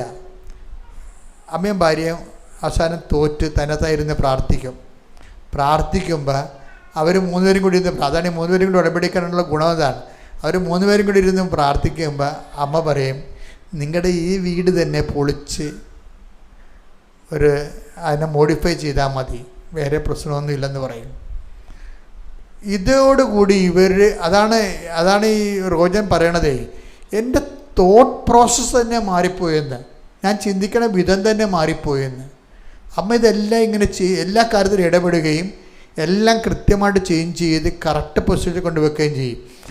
എന്നിട്ട് ഈ വീട് വെക്കാൻ നേരത്ത് ഈ വീട് മോഡിഫൈ ചെയ്തതിന് ശേഷം ഈ വീട് ചില മുറികൾ മാറ്റി ചിലത് ആഡ് ചെയ്ത് ഇതിൻ്റെ ഷേപ്പ് മാറ്റി എക്സ്ട്രാ എക്സ്റ്റൻഷൻ എടുത്തൊക്കെ വരുമ്പോൾ അതായത് ഇവർ വെക്കാൻ പോയ വീടിനേക്കാളും അതിമനോഹരമായൊരു വീട്. അതായത് എപ്പോഴും നമ്മൾ ശ്രദ്ധിക്കേണ്ട ഒരു വിഷയം വെച്ചാൽ അതായത് ഒരു 50 ലക്ഷം രൂപയുടെ ലാഭമെങ്കിലും ഉണ്ട്. 50 ലക്ഷം, പുതിയ സംവിധാനത്തിൽ 50 ലക്ഷം രൂപയുടെ ലാഭമുണ്ട് ഇതിൻ്റെ അകത്ത്. ഈ ലാഭം വന്ന വഴികളല്ലേ. ദൈവം നമ്മുടെ ചില കാര്യങ്ങൾ നമ്മുടെ ആക്രാന്തം കൊണ്ടും നാട്ടുകാർ പറഞ്ഞത് കൊണ്ടും കൂട്ടുകാർ സമ്മർദ്ദം ചെയ്യുന്നത് കൊണ്ടും നമ്മൾ ഓരോ സ്ഥലത്ത് പോയി തലവെച്ച് കൊടുക്കും. എന്നിട്ട് നമുക്ക് ലക്ഷക്കണക്കിന് രൂപ നഷ്ടം ഉണ്ടാകും. പക്ഷേ അതേസമയം തന്നെ നമ്മൾ ചിലപ്പോൾ ദൈവത്തിന് വേണ്ടി ദൈവത്തിൻ്റെ വചനം കേട്ടിട്ട് ലാഭങ്ങൾ കുറച്ച്, ചില ആൾക്കാർ ലാഭങ്ങൾ കുറക്കും. ലാഭം കുറക്കുമ്പോൾ എന്ത് പറ്റും? കള്ളത്തരം കുറയും. ബിസിനസ്സുകാരൻ ലാഭമാണല്ലോ അവന് കള്ളത്തരമെല്ലാം ഉണ്ടാക്കാൻ കാര്യം. അപ്പം ലാഭം കുറച്ച് കഴിയുമ്പോൾ അവൻ്റെ കള്ളത്തരം കുറയും. അപ്പം ദൈവം എന്തു ചെയ്യും? ദൈവം മറുപുറകെ കൂടി അവന് കിട്ടാനുള്ള കാശ് കൊടുക്കും. അവനെ സന്ധിക്കും ദൈവം. ഇപ്പോൾ ഈ 50 ലക്ഷം രൂപ പോകേണ്ടതല്ലേ? എന്തൊരു സന്തോഷമാണ് അവർ ആ വീട്ടിൽ കയറി താമസിക്കുന്നത്. അപ്പോൾ നല്ല വീടും കിട്ടി, പുതിയ വീട് പോലെ ഇരിക്കണേ, 50 ലക്ഷം രൂപ ലാഭവും. അപ്പോൾ എന്താ വിഷയം എന്ന് വെച്ചാൽ നമ്മൾ എപ്പോഴും ചെയ്യേണ്ടത്, എല്ലാം മോണിറ്റർ ചെയ്യണത്, ഉടമ്പടി വരുമ്പോൾ എല്ലാം ദൈവത്തിൻ്റെ ഒരു രീതി കൊണ്ടുവന്ന് വെക്കണം. ദൈവത്തിൻ്റെ രീതിയിൽ അല്ല. നിങ്ങൾ ചെയ്യണത് ജീവിതം, നിങ്ങൾ പല ആൾക്കാരും ഉടമ്പടിയും ജീവിതവുമായിട്ട് ഒരിക്കലും കണക്ട് ചെയ്യുന്നില്ല. എന്നിട്ട് ചുമ്മാ പ്രത്യക്ഷീണ പ്രാർത്ഥനയും ചൊല്ലി ജപ്തി മാറാൻ വേണ്ടി പ്രാർത്ഥിച്ചുകൊണ്ടിരിക്കുകയാണ്. പ്രത്യക്ഷീണ പ്രാർത്ഥന ചൊല്ലി കല്യാണം കഴിക്കാൻ വേണ്ടി പ്രാർത്ഥിച്ചുകൊണ്ടിരിക്കുകയാണ്. That is nonsense, utter nonsense. നിങ്ങളെന്താ ചെയ്യേണ്ടതെന്ന് വെച്ചാൽ ഇത് അങ്ങനെ ഒരു സംഭവം അല്ല ഇത്. അത് നിങ്ങളിപ്പം നൊവേനയും തീർത്ഥയാത്രയൊക്കെ നടത്തും ചില ആൾക്കാർ.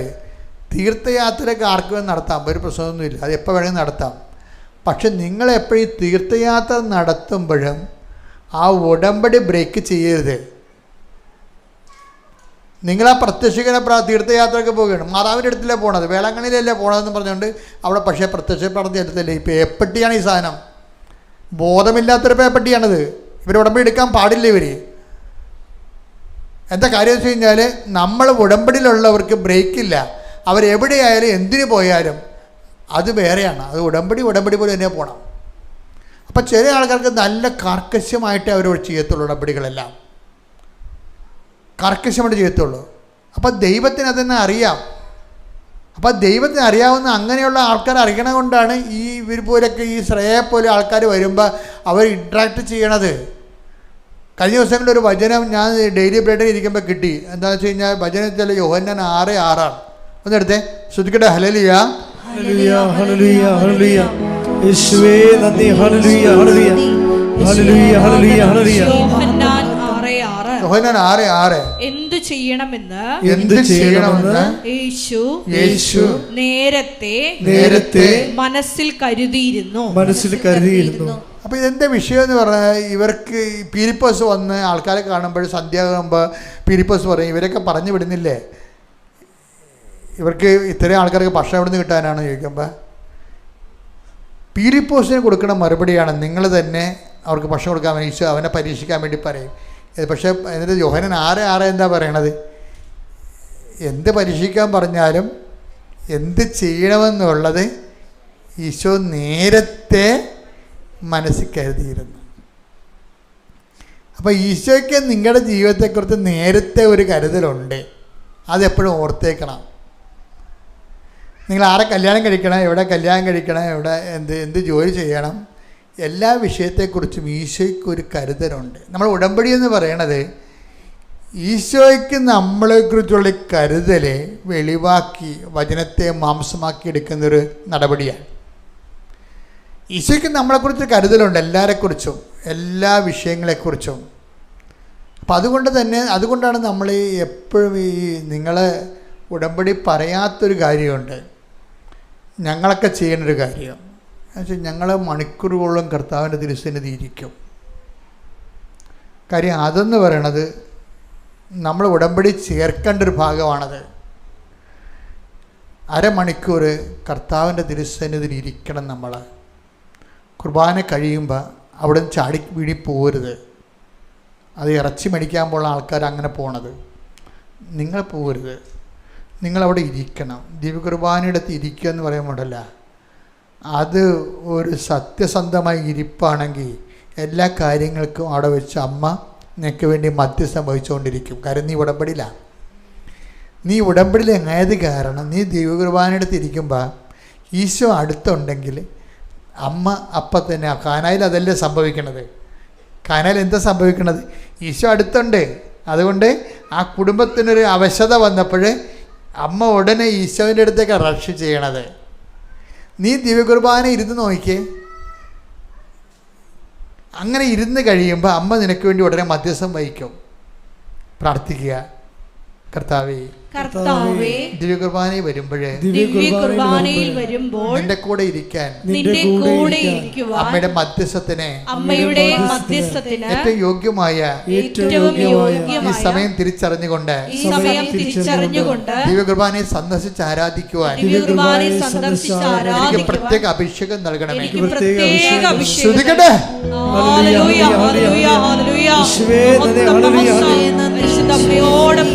ഈശോയെ ആരാധിക്കുവാൻ ഞങ്ങൾക്ക് അഭിഷേകം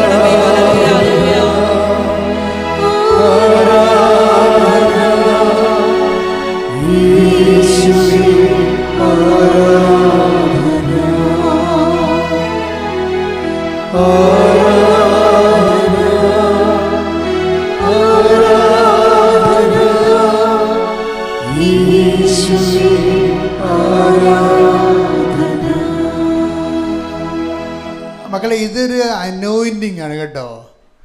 ആരാധന ഇരിക്കുക എന്ന് പറയുന്നത് ഒരു അനോയിൻറ്റിങ് ആണ്.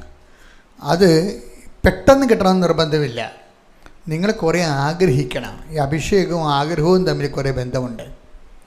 കുറേ ആഗ്രഹിച്ച് കഴിയുമ്പോൾ പതുക്കെ ആദ്യം 10 മിനിറ്റ്, പിന്നെ 15 മിനിറ്റ്, പിന്നെ 20 മിനിറ്റ് കർത്താവ് അത് നിങ്ങൾക്ക് അഭിഷേകം തരും. അല്ലെങ്കിൽ നിങ്ങൾക്ക് അവിടുത്തെ പെട്ടെന്ന് പോരാൻ തോന്നും. അതിപ്പോൾ നിങ്ങൾ പേടിക്കേണ്ട കാര്യമൊന്നുമില്ല. ആരംഭക്കാർക്ക് മാത്രമേ ഇത്തിരി പ്രശ്നമുള്ളൂ. ആരംഭക്കാർക്ക് ഇത്തിരി പ്രശ്നം ഉണ്ടാകും. അപ്പോൾ അതുകൊണ്ട് നിങ്ങൾ വിഷമിക്കേണ്ട. നിങ്ങളൊന്ന് പ്രാർത്ഥിച്ചാൽ മതി, കർത്താവേ എനിക്കൊരു അരമണിക്കൂർ നിൻ്റെ തിരുസന്നിധിയിൽ ഇരിക്കാൻ എന്നെ സഹായിക്കണേ. എന്തിൻ്റെ ഗുണമെന്ന് വെച്ച് കഴിഞ്ഞാൽ, ഒന്നാമത്തേൽ നമ്മൾ ചുമന്നുകൊണ്ട് നടക്കുന്ന ഭാരം മൊത്തം കർത്താവ് ഏറ്റെടുക്കും. ആവശ്യമില്ലാത്ത ചിന്തിപ്പിക്കത്തില്ല, നമ്മളെ കൊണ്ട് ആവശ്യമില്ലാത്ത ചെയ്യിക്കത്തില്ല. കറക്റ്റായിട്ടുള്ള സ്ഥലത്ത് മാത്രമേ നമ്മൾ ഇൻവെസ്റ്റ് കാര്യങ്ങൾ ചെയ്യത്തുള്ളൂ. അല്ലെങ്കിൽ നമ്മൾ പലയിടത്തും പല കാര്യങ്ങൾ ചെയ്ത് പരക്കം പാഞ്ഞ് ആ സമയവും പോയി ഇങ്ങനെ കഷ്ടപ്പെടുന്നില്ല. ആൾക്കാരും എന്തുമാത്രം സമയമാണ് വേസ്റ്റ് ചെയ്യണത്. അപ്പം അങ്ങനെ വേസ്റ്റ് ചെയ്യരുത്. കർത്താവിൻ്റെ അടുത്ത് ഇരിക്കുമ്പോഴാകുന്ന ഗുണമെന്ന് വെച്ച് കഴിഞ്ഞാൽ ടൈം മാനേജ്മെൻറ്റ് ഭയങ്കരമായിരിക്കും. അത് പ്രോപ്പർ ടൈമിലും പ്രോപ്പർ പ്ലേസിനും പ്രോപ്പർ ടൈമിലൊക്കെ നമ്മളെ കർത്താവ് സെറ്റ് ചെയ്തെടുക്കുക വരും. അപ്പം അതൊരു വലിയൊരു അനുഗ്രഹമാണ് ശരിക്കും പറഞ്ഞാൽ. അതായത് കർത്താവിനെ ദിവ്യകുർബാന ഇരിക്കുമ്പോൾ മാതാവിന് മധ്യസ്ഥം വഹിക്കാൻ കാനായിലെ കല്യാണത്തതുപോലെ തന്നെ എളുപ്പമായൊരു അന്തരീക്ഷമാണത്. അതാണ് ഞാൻ ദിവ്യകുർബാനയെ പ്രൊമോട്ട് ചെയ്യാൻ കാരണം. അതാണ് മാതാവിന് നിങ്ങൾക്ക് വേണ്ടി മധ്യസ്ഥം വഹിക്കണമെന്ന് തോന്നണമെങ്കിൽ നിങ്ങൾ ദിവ്യകുർബാന ഇരിക്കുമ്പോൾ പെട്ടെന്നായിരിക്കും ആ സംഭവത്തിന് തീരുമാനം വരാൻ പോണത്. അപ്പം അതുകൊണ്ട് ലൈഫിൽ ഒന്ന് സെറ്റ് ചെയ്തെടുക്കാൻ നോക്കണം. കാര്യം നമ്മൾ ഒരിക്കലും നമുക്ക് ഇപ്പം നമ്മളിങ്ങനെ ഓടിപ്പാഞ്ഞ് പരക്കം പാഞ്ഞ് അവരെ കാണണം ഇവരെ കാണണം. നിങ്ങൾ കാണുന്ന പല ആൾക്കാർ ഇപ്പം നോക്കിയേ, ഞാനിപ്പോൾ ദൈവത്തിന് പ്രയോജനമുള്ളവർ മാത്രമേ കാണത്തുള്ളൂ. അല്ലെങ്കിൽ പിന്നെ എന്തെങ്കിലും ഭൗതികമായിട്ടുള്ള അധികാരികളൊക്കെ വരുമ്പോൾ അവരെ കാണും. രാഷ്ട്രീയ അധികാരികളൊക്കെ വരുമ്പോൾ നമ്മൾ പൗരനായതുകൊണ്ടും ഇത് ഭൗതികമായ ഒരു വശം ഈ സ്ഥാപനത്തിൻ്റെ റണ്ണിങ്ങിലുള്ളത് കൊണ്ടും രാഷ്ട്രീയ അധികാരികളൊക്കെ വരികയാണെങ്കിൽ അവരെ കാണും. അല്ലെങ്കിൽ ആവശ്യമില്ലാതെ ലൂസ് ടോക്കിന് സൗഹൃദം പുലർത്താൻ അങ്ങനെ ഒന്നും ഒരിക്കലും സമയമില്ലതിന്. ആവശ്യക്കാരനെ സഹായിക്കുക, അതാണ് വിഷയം. അതറിഞ്ഞാൽ സഹായിക്കുക. അതിപ്പോൾ ഞാൻ സഹായിക്കേണ്ട കാര്യമില്ല. ഓഫീസിൽ തന്നെ ഓട്ടോമാറ്റിക്കായിട്ട് ഓർഡർ കൊടുത്തിട്ടുണ്ട് സഹായിച്ചോളാൻ. അപ്പം പക്ഷെ അങ്ങനെ അതേസമയം തന്നെ ഇവിടെ നിങ്ങൾ വരുമ്പോൾ ഉണ്ടാകുന്ന വിഷയം, നിങ്ങളും ഇതുപോലെ റിലേഷൻസ് ഒന്ന് നോക്കണം. ബേസ് ടോക്ക് അവസാനിപ്പിക്കണം. ചുമ്മാ ഇങ്ങനെ വാട്സാപ്പിലൊക്കെ ഇങ്ങനെ കണാകുണാക്കെ പറഞ്ഞുകൊണ്ടിരിക്കത്തില്ലേ. നിങ്ങളൊന്ന് രണ്ടാമത് ആ പറഞ്ഞ സാധനം ഒന്ന് റെക്കോർഡ് ചെയ്തതൊന്ന് കേട്ട് നോക്കണം കേട്ടോ. ചുമ്മാ പട്ടിക്കാട്ടത്തിൻ്റെ വരില്ലാത്ത കാര്യമാണ് ഈ പറയണത്. ഉടമ്പടി എടുത്തിരിക്കുന്ന ആൾക്കാർക്ക് കുറച്ച് ഡിസിപ്ലിനൊക്കെ കൊണ്ടാണ് നല്ലതാണ്. അവരിങ്ങനെ നാട്ടുകാരെ പോലെ ചവർ വർത്താനമെന്ന് പറയേണ്ട കാര്യമില്ല. ആവശ്യമുണ്ടെങ്കിൽ സംസാരിക്കാം, സന്തോഷത്തോടെ സംസാരിക്കാം. പിന്നെ ക്ലേശകാലമാണെങ്കിൽ സംസാരം കുറക്കുന്നതാണ് എപ്പോഴും നല്ലത്.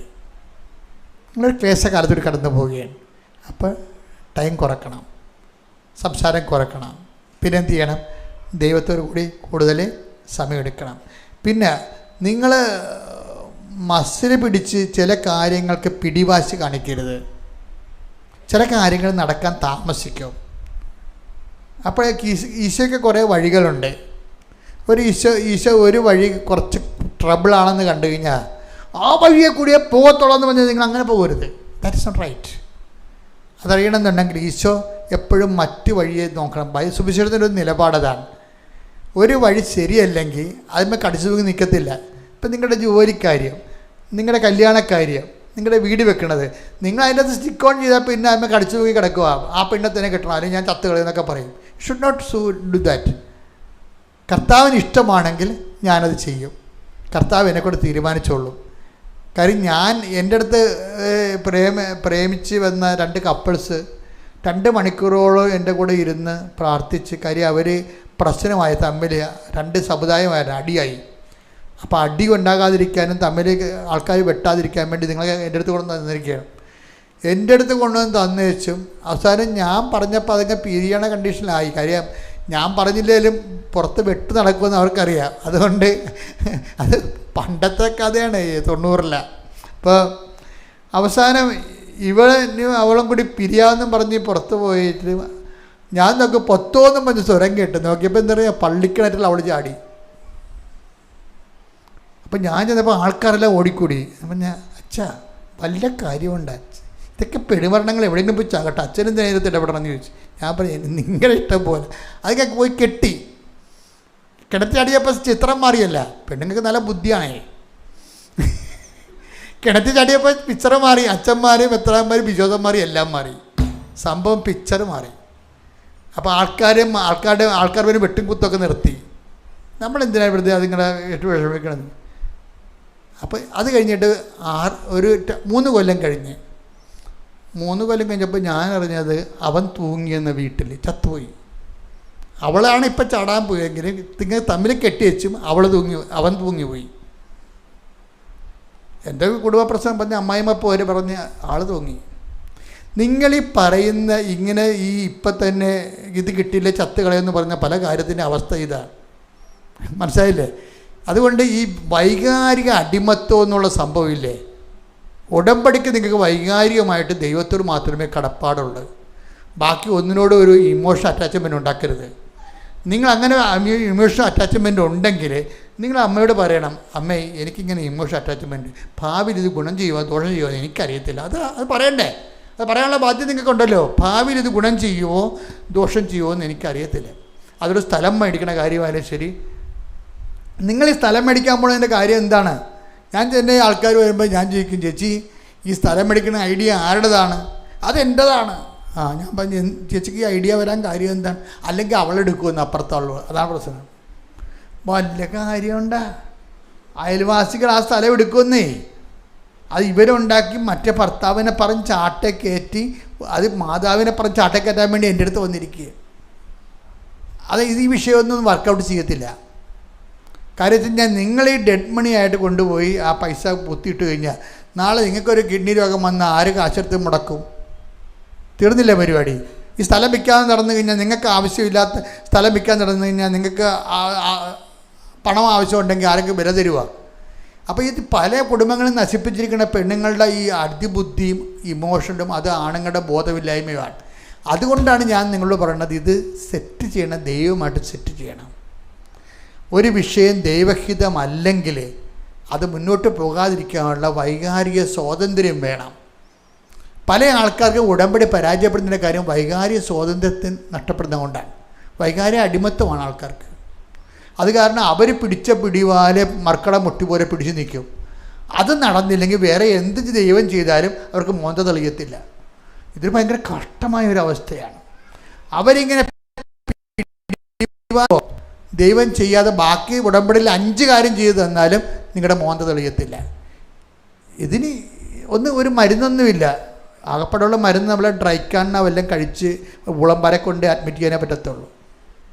അപ്പം ഈ ഭ്രാന്തൊക്കെ അവസാനിപ്പിക്കുക. മറിച്ച് നമ്മൾ ഉടമ്പടി ചെയ്യുമ്പോൾ ദൈവത്തിരുസ്ഥനിധിയിൽ ഏൽപ്പിക്കുക. എന്നിട്ട് മാത്രം പറഞ്ഞു, എനിക്ക് ഭയങ്കര വികാരപ്പിടുത്തമാണ് ഈ സാധനത്തിന് നടത്തണമെന്നുള്ളത്. ഇത് കിട്ടിയില്ലെങ്കിൽ എനിക്ക് ജീവിക്കാൻ പറ്റാത്ത രീതിയിലുള്ള മാനസികാവസ്ഥ, എനിക്ക് ഭ്രാന്ത് പിടിക്കണ പോലെ തോന്നണം, എന്നെ സഹായിക്കണം. എന്നിട്ട് എന്ത് ചെയ്യണം? ആ ഉടമ്പടി തൈലം എടുത്ത് നെറ്റിക്ക് പൂശണം. ഈ ഒരു റോജൻ്റെ തന്നെ ഒരു സാക്ഷ്യമുണ്ട്. റോജിന് മൂത്രത്തിലുള്ള ബ്ലഡ് പോണം. അപ്പോൾ ഇതിങ്ങനെ ഗുരുതരമായ രീതിയിൽ പോകുന്ന കണ്ടപ്പോൾ ഒരു യൂറോളജിസ്റ്റിനെ പോയി കണ്ട്. അപ്പോൾ അദ്ദേഹം ഈ ആന്തരിക അവയവങ്ങളെല്ലാം ടെസ്റ്റ് ചെയ്ത് സ്കാൻ ചെയ്ത് എടുത്തത് ആന്തരിക അവയവങ്ങളെല്ലാം ഓക്കെയാണ്, നിങ്ങൾക്ക് കുഴപ്പങ്ങളൊന്നുമില്ല.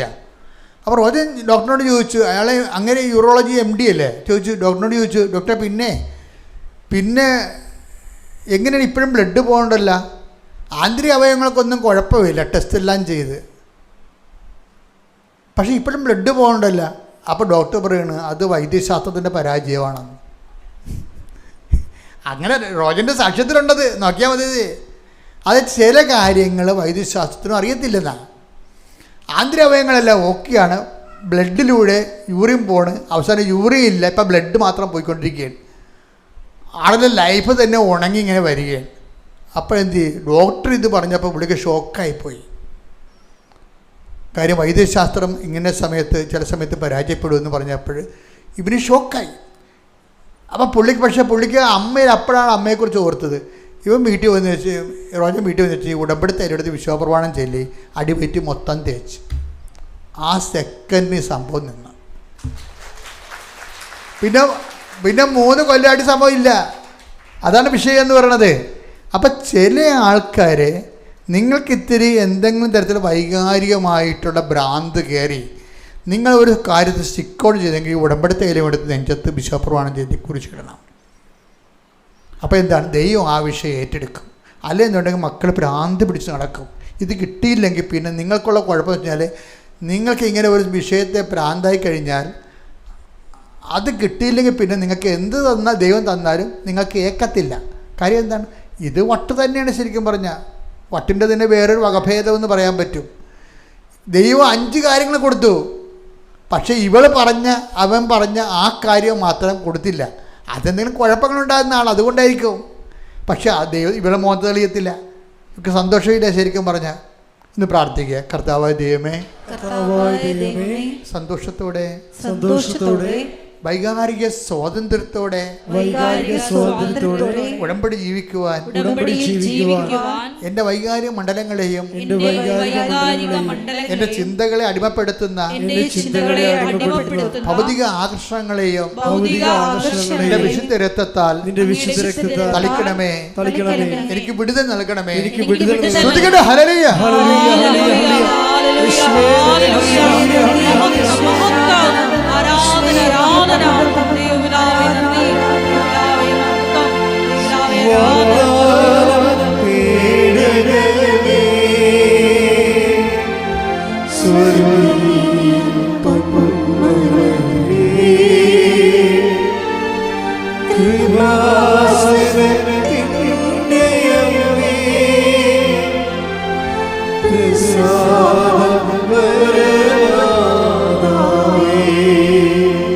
ചില വിഷയങ്ങൾ നമ്മൾ തീരുമാനിക്കുമ്പോൾ സ്വാഭാവികമായിട്ടും കുറച്ച് സമയം അനുവദിക്കണം. ചില വിഷയങ്ങൾക്ക് നമ്മൾ കുറേ പ്രാർത്ഥിച്ചിട്ടും ചില വിഷയങ്ങൾക്ക് ഒരു നീക്കുപോക്കും ഇല്ലെന്ന് വിചാരിച്ചു. അപ്പോൾ എന്ത് ചെയ്യണം? നിങ്ങൾ ആ സ്റ്റാറ്റസ്കോ മെയിൻറ്റെയിൻ ചെയ്തിട്ട് ആ വിഷയത്തിൽ ഒരു പ്രൊസീജിയറില്ല, മുന്നോട്ട് പോകാൻ പറ്റണില്ല. നിങ്ങളെന്ത് ചെയ്യണം? ആ നില തുടരണം. ആ സമയത്ത് മുന്നോട്ട് പോകാൻ വേണ്ടി ആഞ്ഞ് ആക്രാന്തം കാണിക്കരുത്. അയ്യോ നടക്കണില്ലല്ല, എന്തുമാത്രം പ്രാർത്ഥിച്ച് പച്ചത്തിരി തീർന്ന് നീലത്തിരി തീർന്ന് 10 കത്തിച്ചെന്നൊക്കെ പറഞ്ഞുകൊണ്ട് ചില വലിച്ചാഴികൾ ഇങ്ങനെ കാരക്കൂപ്പി നടക്കണില്ലേ? You should not do it. കാര്യം ഒരു കാര്യങ്ങൾ നടക്കണില്ല എന്നുണ്ടെങ്കിൽ ഉടമ്പടി നടക്കാതിരിക്കേണ്ട ഒരു കാര്യമില്ല.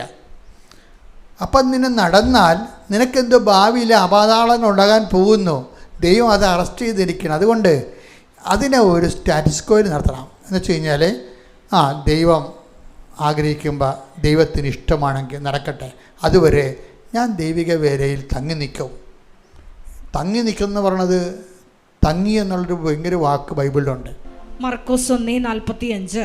എന്നാൽ എന്നാൽ അവൻ പുറത്തു ചെന്ന് വളരെ കാര്യങ്ങൾ പ്രഘോഷിക്കാനും ഇത് പ്രസിദ്ധമാക്കാനും തുടങ്ങി. ഒരു കുഷ്ഠരോഗിയെ സുഖപ്പെടുത്തിയ കാര്യമാണ്. അവൻ കർത്താവാണ് സുഖപ്പെടുത്തിയെന്നൊക്കെ പറഞ്ഞ് കുളവാക്കി.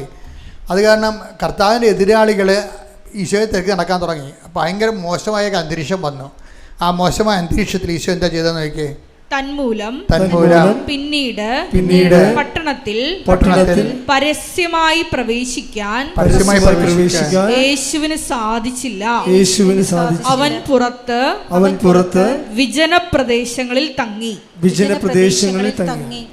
അതായത് വിനാശത്തിന്റെ കൊടുങ്കാറ്റ് കടന്നു പോകുവോളൂ, അവിടുത്തെ ചിറകിന്റെ കീഴിൽ ഞാൻ എന്നെ അഭയം നൽകിയെന്ന് പറഞ്ഞില്ലേ. വിജനപ്രദേശത്ത് തങ്ങിയെന്ന് പറയുമ്പോൾ നമ്മൾ ഓർക്കണത് എന്താണ്? ആ വിനാശത്തെ കൊടുക്കാറ്റെടുത്ത് ശ്രുതിക്കട്ടെ. ഹല്ലേലൂയ, ഹല്ലേലൂയ, ഹല്ലേലൂയ, ഹല്ലേലൂയ, ഹല്ലേലൂയ. യേശുവേ നന്ദി. ഹല്ലേലൂയ, ഹല്ലേലൂയ, ഹല്ലേലൂയ, ഹല്ലേലൂയ, ഹല്ലേലൂയ. യേശുവേ ആരാധന, ആരാധന. 57-ാം സങ്കീർത്തനം 1-ാം തിരുവചനം. സങ്കീർത്തനം 57:1. വിനാശത്തിന്റെ കൊടുങ്കാറ്റ് കടന്നു പോകുവോളം ഞാൻ അങ്ങയുടെ ചിറകിൻ കീഴിൽ ശരണം പ്രാപിക്കുന്നു. ഇതിന്റെ ഒരു വചനം തന്നെയാണ് മർക്കോസ്. വിനാശത്തിന്റെ കൊടുങ്കാറ്റ് വിനാശത്തിൽ കടന്നു പോകുമ്പോൾ എന്താ ചെയ്യേണ്ടത്? അങ്ങയുടെ ചിറകിന്റെ കീഴിൽ ഞാൻ ശരണം പ്രാപിക്കുന്നു. അതുതന്നെയാണ് ഈശോ വിജനപ്രദേശത്ത് തങ്ങിയെന്ന് പറയണത്. വിജയപ്രദേശത്ത് പോയി കാറ്റുകൊണ്ടെന്നല്ല എൻ്റെ അർത്ഥം. ദൈവപിതാവിൻ്റെ ചിറകിൻ്റെ കീഴിൽ അഭയം പ്രാപിച്ചിരിക്കുക. ഒരു നടപടിയില്ല. ഇപ്പം നമ്മുടെ കയ്യിൽ നിന്ന് ചെക്ക്, നമ്മൾ എഴുതിയ ചെക്ക് കൈമോശം വന്ന് എന്തു ചെയ്യും? കിട്ടണം കൊണ്ട് ഒപ്പിട്ട് മേടിക്കത്തില്ലേ? ഇപ്പോഴൊന്നും പറ്റത്തില്ല. ഇപ്പം ബാങ്കിൻ്റെ നിയമങ്ങളെല്ലാം മാറി വേറെ കുറച്ച് സ്കൂട്ടിനെയൊക്കെ ഉണ്ട്. പണ്ടങ്ങനെ ചെയ്യുമായിരുന്നു. പക്ഷേ ഉടനെ സ്റ്റോപ്പ് പേയ്മെൻറ്റ് അടിക്കും നമ്മൾ ബാങ്കിൽ. ചെക്ക് കൈവശം അതിലുണ്ട്, ആ അക്കൗണ്ടിൽ നിന്ന് പണം പോകരുതെന്ന് സ്റ്റോപ്പ് ചെയ്യും എന്ന് പറഞ്ഞ പോലെ തന്നെയാണ് നമുക്ക് എന്തെങ്കിലും ഒരു ഏടാകൂടത്തിലൂടെയാണ് പോണത്, ഒരു ചിന്തിച്ചിട്ടൊരു പദ്ധതി കിട്ടണില്ല, ഒരു പിടുത്തം കിട്ടണില്ല എന്ന് കണ്ടാൽ നമ്മൾ ഉടനെ ദൈവത്തെ ചിറകിലേക്ക് തങ്ങണം. പിന്നെ അതാണ് വിജയപ്രദേശം തങ്ങിയെന്ന് പറയണത്. ഇനി അതല്ല വഴിയെങ്കിൽ അത് തന്നെയാണ് വഴിയെന്ന് പറഞ്ഞ് കടുപിടുത്തം പിടിക്കരുത്. പല ആൾക്കാർക്ക് എനിക്ക് ആ ജോലി കിട്ടില്ലെങ്കിൽ വേറെ ജോലിയില്ല, എനിക്ക് കേടായി പോയില്ലേ പിന്നെ എനിക്ക് പോകണ്ട, ഇങ്ങനെയൊക്കെ പറഞ്ഞുകൊണ്ടിരിക്കണ കാണാം. ഇവർ ഉടമ്പെടുക്കരുത്. ഞാൻ ഉടമ്പെടുക്കരുതെന്നല്ല പറയണത്, നിങ്ങൾ ആലപ്പുഴ വരരുത്. ശരിക്കും പറഞ്ഞാൽ എന്ന് വെച്ചാൽ നിങ്ങളുടെ കൈയിരിപ്പ് ദൈവത്തിന് പറ്റുന്നതല്ല. എനിക്ക് കേടായി പോയില്ല പിന്നെ ഒരു രാജ്യത്തും പോകണ്ടെന്നാണ് പറയണത് അവൾ. എന്ത് ചെയ്യാനാണ്? അപ്പോൾ വീട്ടുകാർക്ക് മനസ്സിലാക്കണ്ടേ, ബോധം ഉണ്ടാകണ്ടേ? ഇവളുടെ ആരാണ്ട് ആൾക്കാർ ഉണ്ടെന്ന് ഇവള് പോയാൽ നമ്മുടെ കുടുംബത്തെ പ്രമാണം പോയി കാശും പോയി ഇവളെയും കിട്ടത്തില്ലെന്ന് ഉറപ്പല്ലേ? അല്ല പിന്നെ എന്തിനാണ് ഒരു രാജ്യത്ത് തന്നെ ഇങ്ങനെ സ്റ്റിക്ക് ഓൺ ചെയ്യേണ്ട കാര്യം? ജോലി കിട്ടിയാൽ പോരെ. അപ്പം ചില ആൾക്കാർക്ക് ചില വ്യക്തികൾ, ചില സ്ഥലങ്ങൾ, ചില ജോലികൾ സ്റ്റിക്ക് ഓൺ ചെയ്യും. അങ്ങനെ സ്റ്റിക്ക് ഓൺ ചെയ്താൽ അത് ദൈവഹിതമല്ല, നിനക്ക് പറ്റാത്തതാണെങ്കിൽ അത് നടക്കത്തില്ല. അപ്പോൾ എന്ത് ചെയ്യും? ഓപ്ഷൻ എടുക്കാൻ പഠിക്കണം. ബൈബിളിൽ ഓപ്ഷൻ ഇല്ലേ? എന്തുമാത്രം ഓപ്ഷനാണ് ഉള്ളത്. മർക്കോസെടുത്തേ, മത്തായി 2:12 എടുത്തേ. ശ്രുതിക്കട്ടെ. ഹല്ലേലൂയ, ഹല്ലേലൂയ, ഹല്ലേലൂയ, ഹല്ലേലൂയ. യേശുവേ നന്ദി. ഹല്ലേലൂയ, ഹല്ലേലൂയ. സ്തുതി, യേശുവേ ആരാധന. മത്തായി 2:12. ഹെരോദസിന്റെ അടുത്തേക്ക്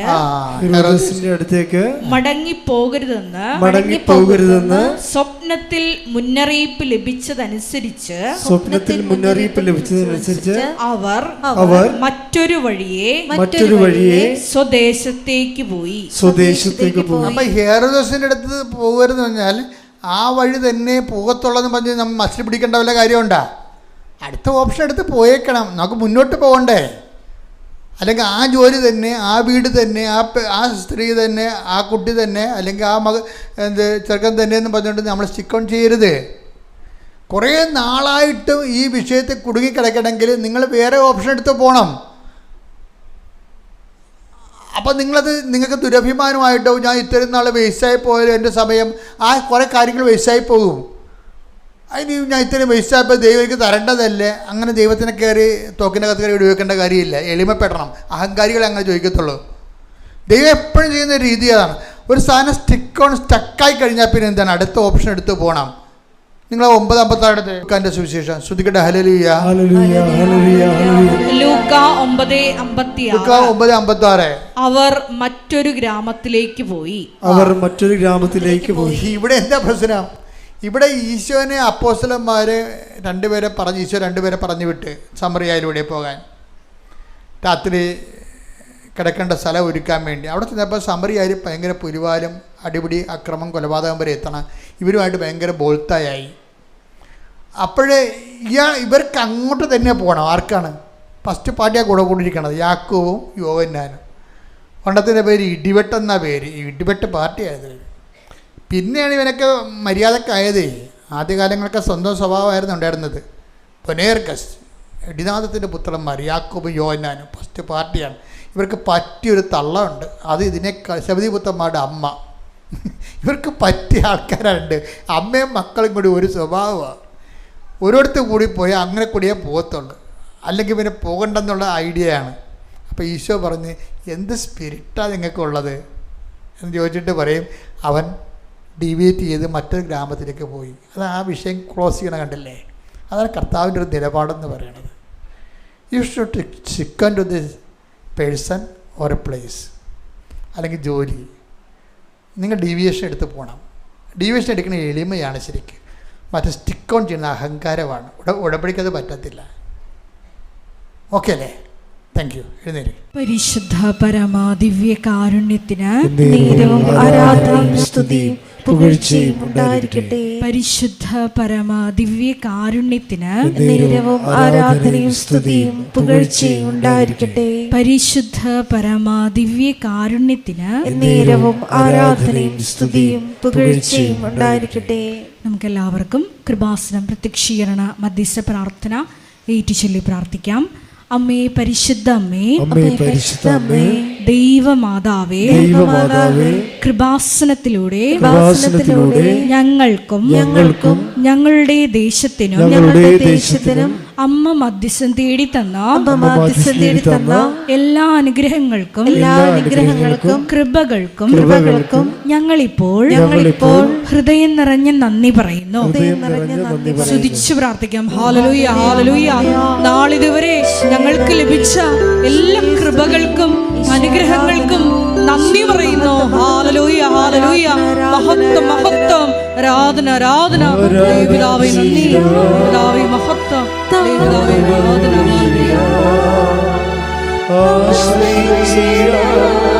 ദിവ്യകാരുണ്യത്തെ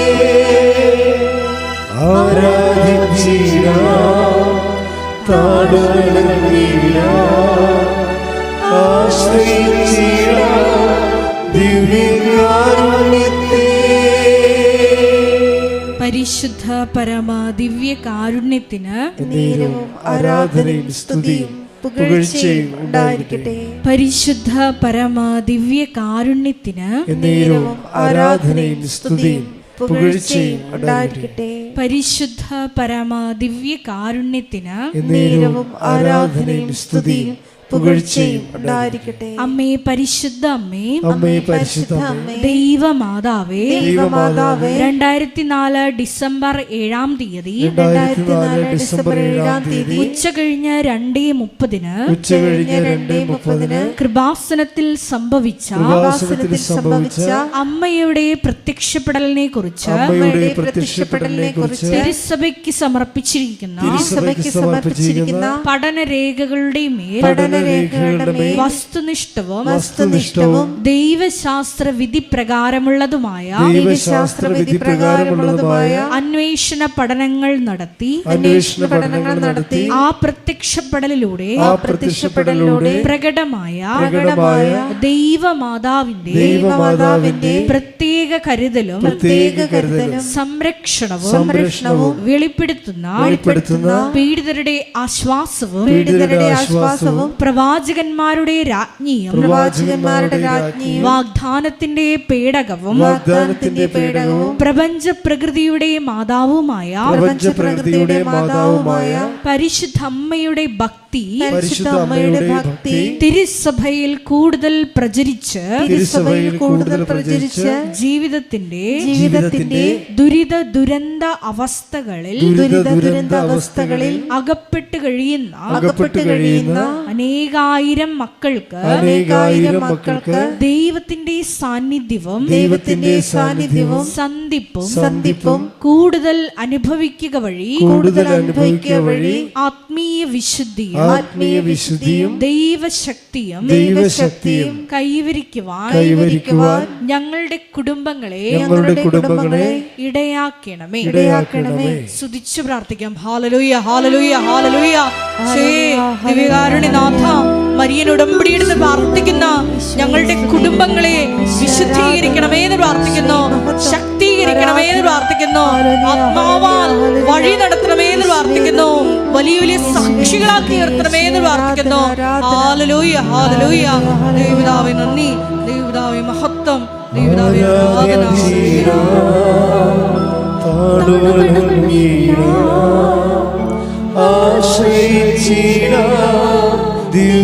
ദിവ്യകാരുണ്യത്തെ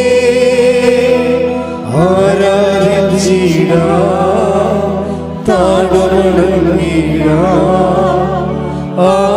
ആശ്രയിച്ചിടാം ദിവ്യകാരുണ്യത്തെ.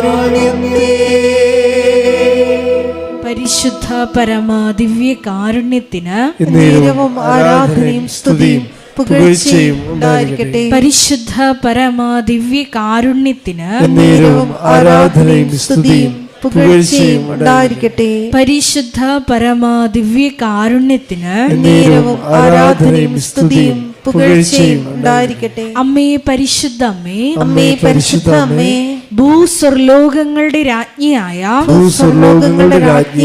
അങ്ങേയ്ക്ക് ഭൗമ സംരക്ഷണത്തിനായി പ്രപഞ്ച പ്രകൃതിയെ തന്നെ തിരുസഭ പ്രതിഷ്ഠിക്കുവാൻ ഈ പ്രത്യക്ഷീകരണം വഴി ഇടയാക്കണമേ.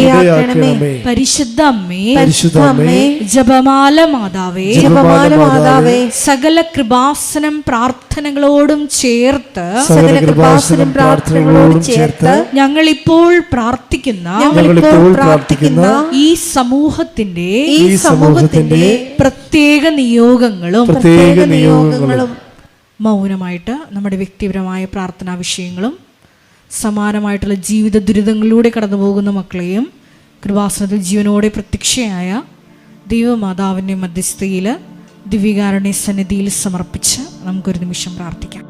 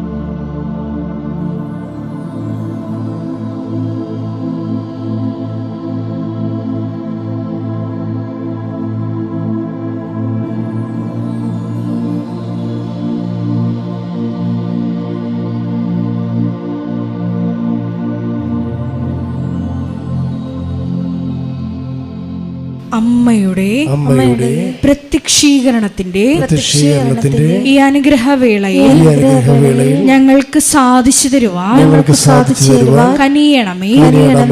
ആമേൻ. സ്തുതിച്ചു പ്രാർത്ഥിക്കാം. ഹല്ലേലൂയ, ഹല്ലേലൂയ, ഹല്ലേലൂയ, ഹല്ലേലൂയ. ഒരിക്കൽ കൂടെ നാളിതുവരെ കൃപാസനത്തിൽ വന്ന് മരിയൻ ഉടമ്പടിയെടുത്ത് പ്രാർത്ഥിച്ചു പോയിട്ടുള്ള മുഴുവൻ മക്കളെയും, ഓൺലൈനായി ഉടമ്പടിയെടുത്ത് പ്രാർത്ഥിക്കുന്ന മക്കളെയും, ലൈറ്റ് ക്യാൻഡിൽ പ്രയർ വഴിയായിട്ടും അവർ ഡെയിലി ബ്രെഡ് പ്രാർത്ഥനയിലൂടെയും എല്ലാം തങ്ങളുടെ നിയോഗങ്ങൾ സമർപ്പിക്കുന്ന ഓരോ മക്കളുടെയും വ്യക്തിപരമായ ആവശ്യങ്ങളെ ഞങ്ങൾ ഈ അൾത്താരയിൽ സമർപ്പിച്ച് പ്രാർത്ഥിക്കുന്നു.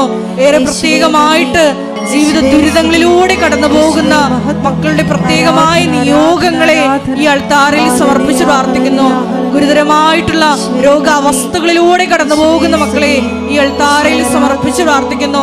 കടഭാരത്താൽ വലയുന്നവരെയും, ജോലി ഇല്ലാതെ വിഷമിക്കുന്നവരെയും, വിവാഹബന്ധം പിരിഞ്ഞു നിൽക്കുന്നവരെയും, മക്കളില്ലാതെ വിഷമിക്കുന്ന ദമ്പതികളെയും, കുഞ്ഞു മക്കളെയും പ്രത്യേകമായിട്ട് സമർപ്പിച്ച് പ്രാർത്ഥിക്കുന്നു. ഈശോയുടെ ശക്തി എല്ലാ മേഖലകളിലും ഈ ആരാധനയുടെ യോഗ്യതയാൽ പ്രകടമാക്കണമേ എന്ന് പ്രാർത്ഥിക്കുന്നു. കൃപാസനത്തിൽ നടന്ന പരിശുദ്ധ അമ്മയുടെ പ്രത്യക്ഷീകരണ സ്ഥിരീകരണത്തിനായി മക്കളുടെ നിയോഗങ്ങളെ ഏറ്റെടുക്കണമേ എന്ന് പ്രാർത്ഥിക്കുന്നു. ഹല്ലേലൂയ, ഹല്ലേലൂയ, ഹല്ലേലൂയ. മഹത്വം, മഹത്വം, ആരാധന, ആരാധന. ഹല്ലേലൂയ, ഹല്ലേലൂയ, ഹല്ലേലൂയ. നമുക്ക് എല്ലാവർക്കും എഴുന്നേറ്റ് നിന്നുകൊണ്ട് കരങ്ങളടിച്ചുകൊണ്ട് ദൈവസ്നേഹത്തോടെ സന്തോഷത്തോടെ ദൈവത്തെ മഹത്വപ്പെടുത്തി ഗായക സംഘത്തോട് ചേർന്നുകൊണ്ട് പാടി പ്രാർത്ഥിക്കാം.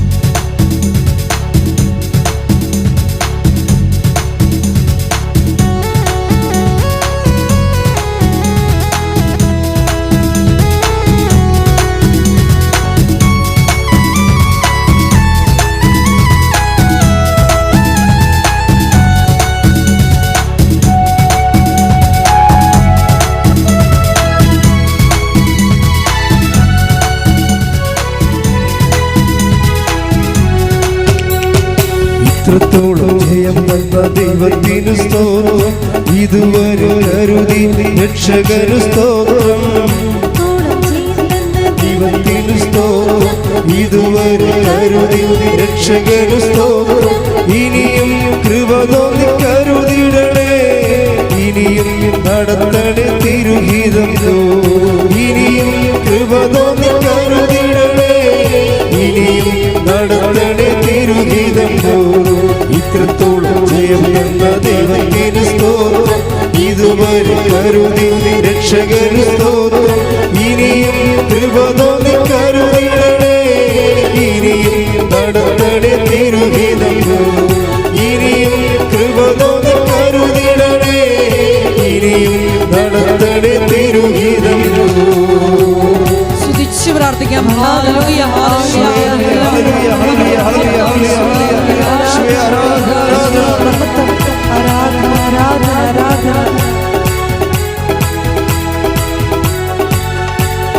നിന്നതല്ലതാ ദൈവം നമ്മെ നിർത്തിയതാ, നേടിയതല്ല ദൈവമെല്ലാം തന്നതല്ലേ.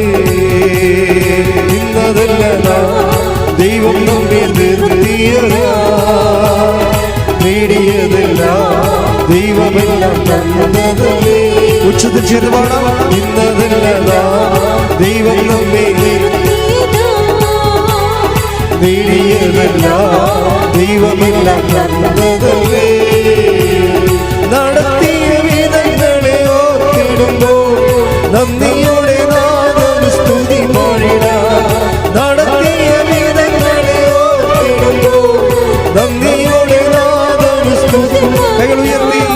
ഇത്രത്തോളം ജയം തന്ന ദൈവത്തിനു സ്തോത്രം, ഇതുവരെ കരുതി രക്ഷകന് സ്തോത്രം. ഇത്രത്തോളം ജയം തന്ന ദൈവത്തിനു സ്തോത്രം, ഇതുവരെ കരുതിയ രക്ഷകന് സ്തോത്രം. ഇനിയും കൃപ തോന്നി കരുതിടണേ, ഇനിയും നടത്തണേ തിരുഹിതം. ഇനിയും കൃപ തോന്നി കരുതിടണേ, ഇനിയും നടത്തണേ തിരുഹിതം. ഹല്ലേലൂയ, ഹല്ലേലൂയ, ഹല്ലേലൂയ. കൃപാസനത്തിന്റെ എല്ലാ നിർമ്മാണ പ്രവർത്തനങ്ങളെയും പ്രത്യേകമായിട്ട് സമർപ്പിച്ചു പ്രാർത്ഥിക്കുന്നു. സമയബന്ധിതമായി എല്ലാം പൂർത്തീകരിക്കുവാനുള്ള വലിയ കൃപയ്ക്ക് വേണ്ടി പ്രാർത്ഥിക്കുന്നു. കൃപാസനത്തിന്റെ സാമൂഹിക, സാംസ്കാരിക, ആത്മീയ അടിച്ചറിയെ പ്രത്യേകമായിട്ട് സമർപ്പിച്ചു പ്രാർത്ഥിക്കുന്നു. എല്ലാ മേഖലകളിലും പരിശുദ്ധ അമ്മയുടെ ഇടപെടൽ ഉണ്ടാകുവാനുള്ള വേണ്ടി പ്രാർത്ഥിക്കുന്നു. Hallelujah, hallelujah, hallelujah. Hallelujah, hallelujah, hallelujah, hallelujah, hallelujah. Shwe aradhana, shwe mahata, mahata, mahata, mahata. Hallelujah, hallelujah, hallelujah. Hallelujah, hallelujah. Shwe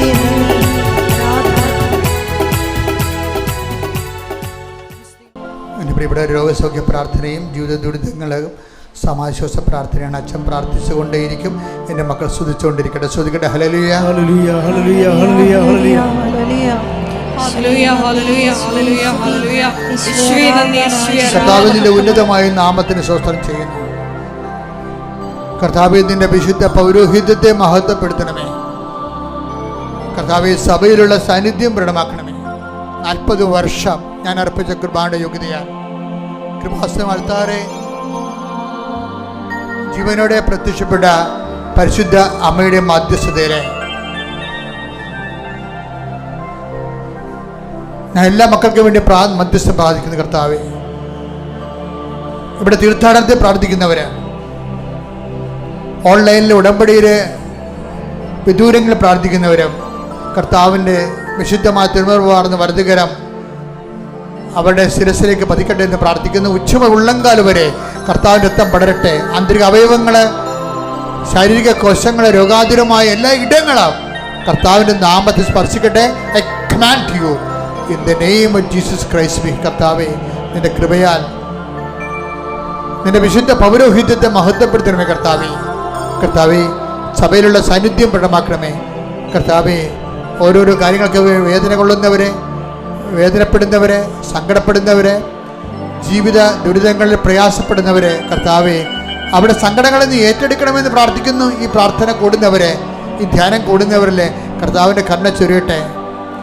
കർത്താവേ, ഈ ആഴ്ചയിൽ ഓരോരോ ഇടങ്ങളിൽ ഇൻ്റർവ്യൂവിന് പോകുന്നവരെ, ടെസ്റ്റിന് പോകുന്നവരെ, ജോലിക്ക് പോകുന്നവരെ, പുതിയ പഠനങ്ങളിലേക്ക് പോകുന്നവർ, പുതിയ കോഴ്സ് എടുക്കുന്നവർ, അവർക്കുണ്ടാകുന്ന ഇൻ്റർവ്യൂ, അവർക്കുണ്ടാകുന്ന എല്ലാ ക്ലേശങ്ങളും കർത്താവ്, ഈ ആഴ്ചയിൽ ഇൻ്റർവ്യൂവിനും ടെസ്റ്റിനും പോകുന്നവരെ, സ്ഥലസംബന്ധമായ കാര്യങ്ങൾക്ക് വേണ്ടി പോകുന്നവർ, കർത്താവ്, ഈ ആഴ്ചയിൽ വിവാഹ സംബന്ധമായ വിഷയങ്ങൾ അന്വേഷിക്കാൻ വേണ്ടി പോകുന്നവർ, കർത്താവ്, ഐക്യപ്പെട്ട് ജീവിക്കാൻ വേണ്ടി ആഗ്രഹിക്കുന്ന മാതാപിതാക്കന്മാർ, ഭാര്യാഭർത്താക്കന്മാരെ ആശീർവദിക്കുന്നു. മക്കളില്ലാത്തവർ, ഭവനമില്ലാത്തവർ, വീടില്ലാത്തവർ, സ്ഥലമില്ലാത്തവർ, സമാധാനം ഇല്ലാത്തവർ, ദൈവമേ, കേസ് അകപ്പെട്ടിരിക്കുന്നവർ, ദൈവനാമത്തിൽ നീ യേശുനാമത്തിൽ വീണ്ടെടുക്കപ്പെടട്ടെ.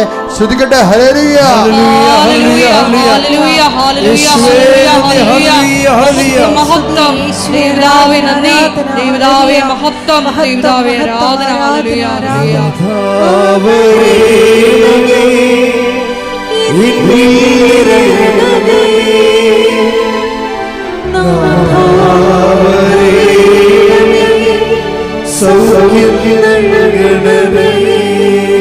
എന്റെ പ്രിയപ്പെട്ടവരെ, മുട്ടിൽ നിന്നിട്ട് കൈകൾ കൂപ്പി ഭക്തിയോടുകൂടി വ്യക്തിപരമായ ആവശ്യങ്ങൾക്ക് വേണ്ടി പ്രാർത്ഥിക്കുക. ശേഷം പരിശുദ്ധ കുർബാനയുടെ ആശീർവാദം.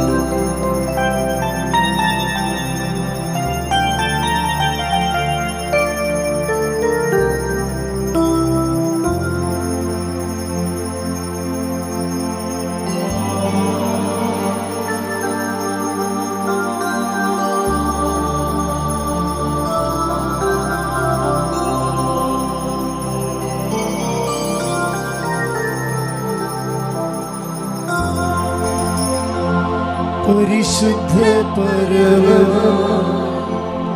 ദിവ്യകാരുണ്യമേ, എന്നും അങ്ങേക്ക് ആരാധന. പരിശുദ്ധ പരമ ദിവ്യകാരുണ്യമേ, എന്നും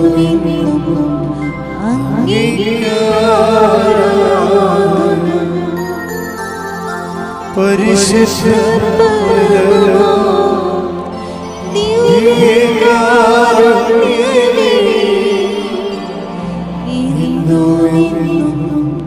അങ്ങേക്ക് ആരാധന. ആമേൻ,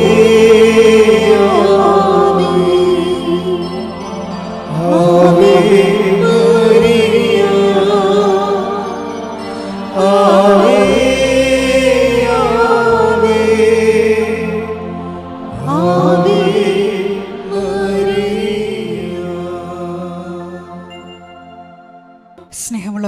പ്രധാനപ്പെട്ട അറിയിപ്പുകളാണ് ഈ സമയം നൽകുന്നത്. കൃപാസനത്തിൽ എല്ലാ ദിവസവും മരിയൻ ഉടമ്പടി എടുക്കാനും പുതുക്കാനുമുള്ള അവസരം ഉണ്ടായിരിക്കുന്നതാണ്. അതുപോലെ തന്നെ എല്ലാ ദിവസവും രാവിലെ 10:30 ഇംഗ്ലീഷ് മരിയൻ ഉടമ്പടി ക്ലാസ്സും ഉച്ചകഴിഞ്ഞ് 1:30 ഹിന്ദി മരിയൻ ഉടമ്പടി ക്ലാസ്സും രണ്ടാം ചൊവ്വാഴ്ചകളിൽ തമിഴ് മരിയൻ ഉടമ്പടി ക്ലാസ്സും രാവിലെ 10 മണിക്ക് ഉണ്ടായിരിക്കുന്നതാണ്. കൃപാസനത്തിൽ സമർപ്പണ ജീവിതം നയിക്കാൻ ആഗ്രഹിക്കുന്ന യുവതികൾ, +2 ഡിഗ്രി പാസ്സായ കുട്ടികൾ 82 81 29 75 11 എന്ന വാട്സപ്പ് നമ്പറിൽ ബന്ധപ്പെടുക. അതുമല്ലെങ്കിൽ apparitionmissionaries@gmail.com എന്ന ഇമെയിൽ അഡ്രസ്സിൽ കോൺടാക്റ്റ് ചെയ്യുക. കൃപാസനം പത്രം 23 ഭാഷകളിൽ ലഭ്യമാണ്. നിങ്ങൾ ആയിരിക്കുന്ന ഇടങ്ങളിൽ ഏത് ഭാഷ കൊടുത്താൽ ദൈവജനത്തിന് ഏറ്റവും പ്രയോജനകരമാകും എന്നുള്ള ഭാഷകളാണ് ഉടമ്പടി എടുക്കുന്ന സഹോദരങ്ങൾ വാങ്ങിച്ചുകൊണ്ട് പോകേണ്ടത് എന്നുള്ള കാര്യം സ്നേഹപൂർവ്വം ഓർമ്മപ്പെടുത്തുന്നു.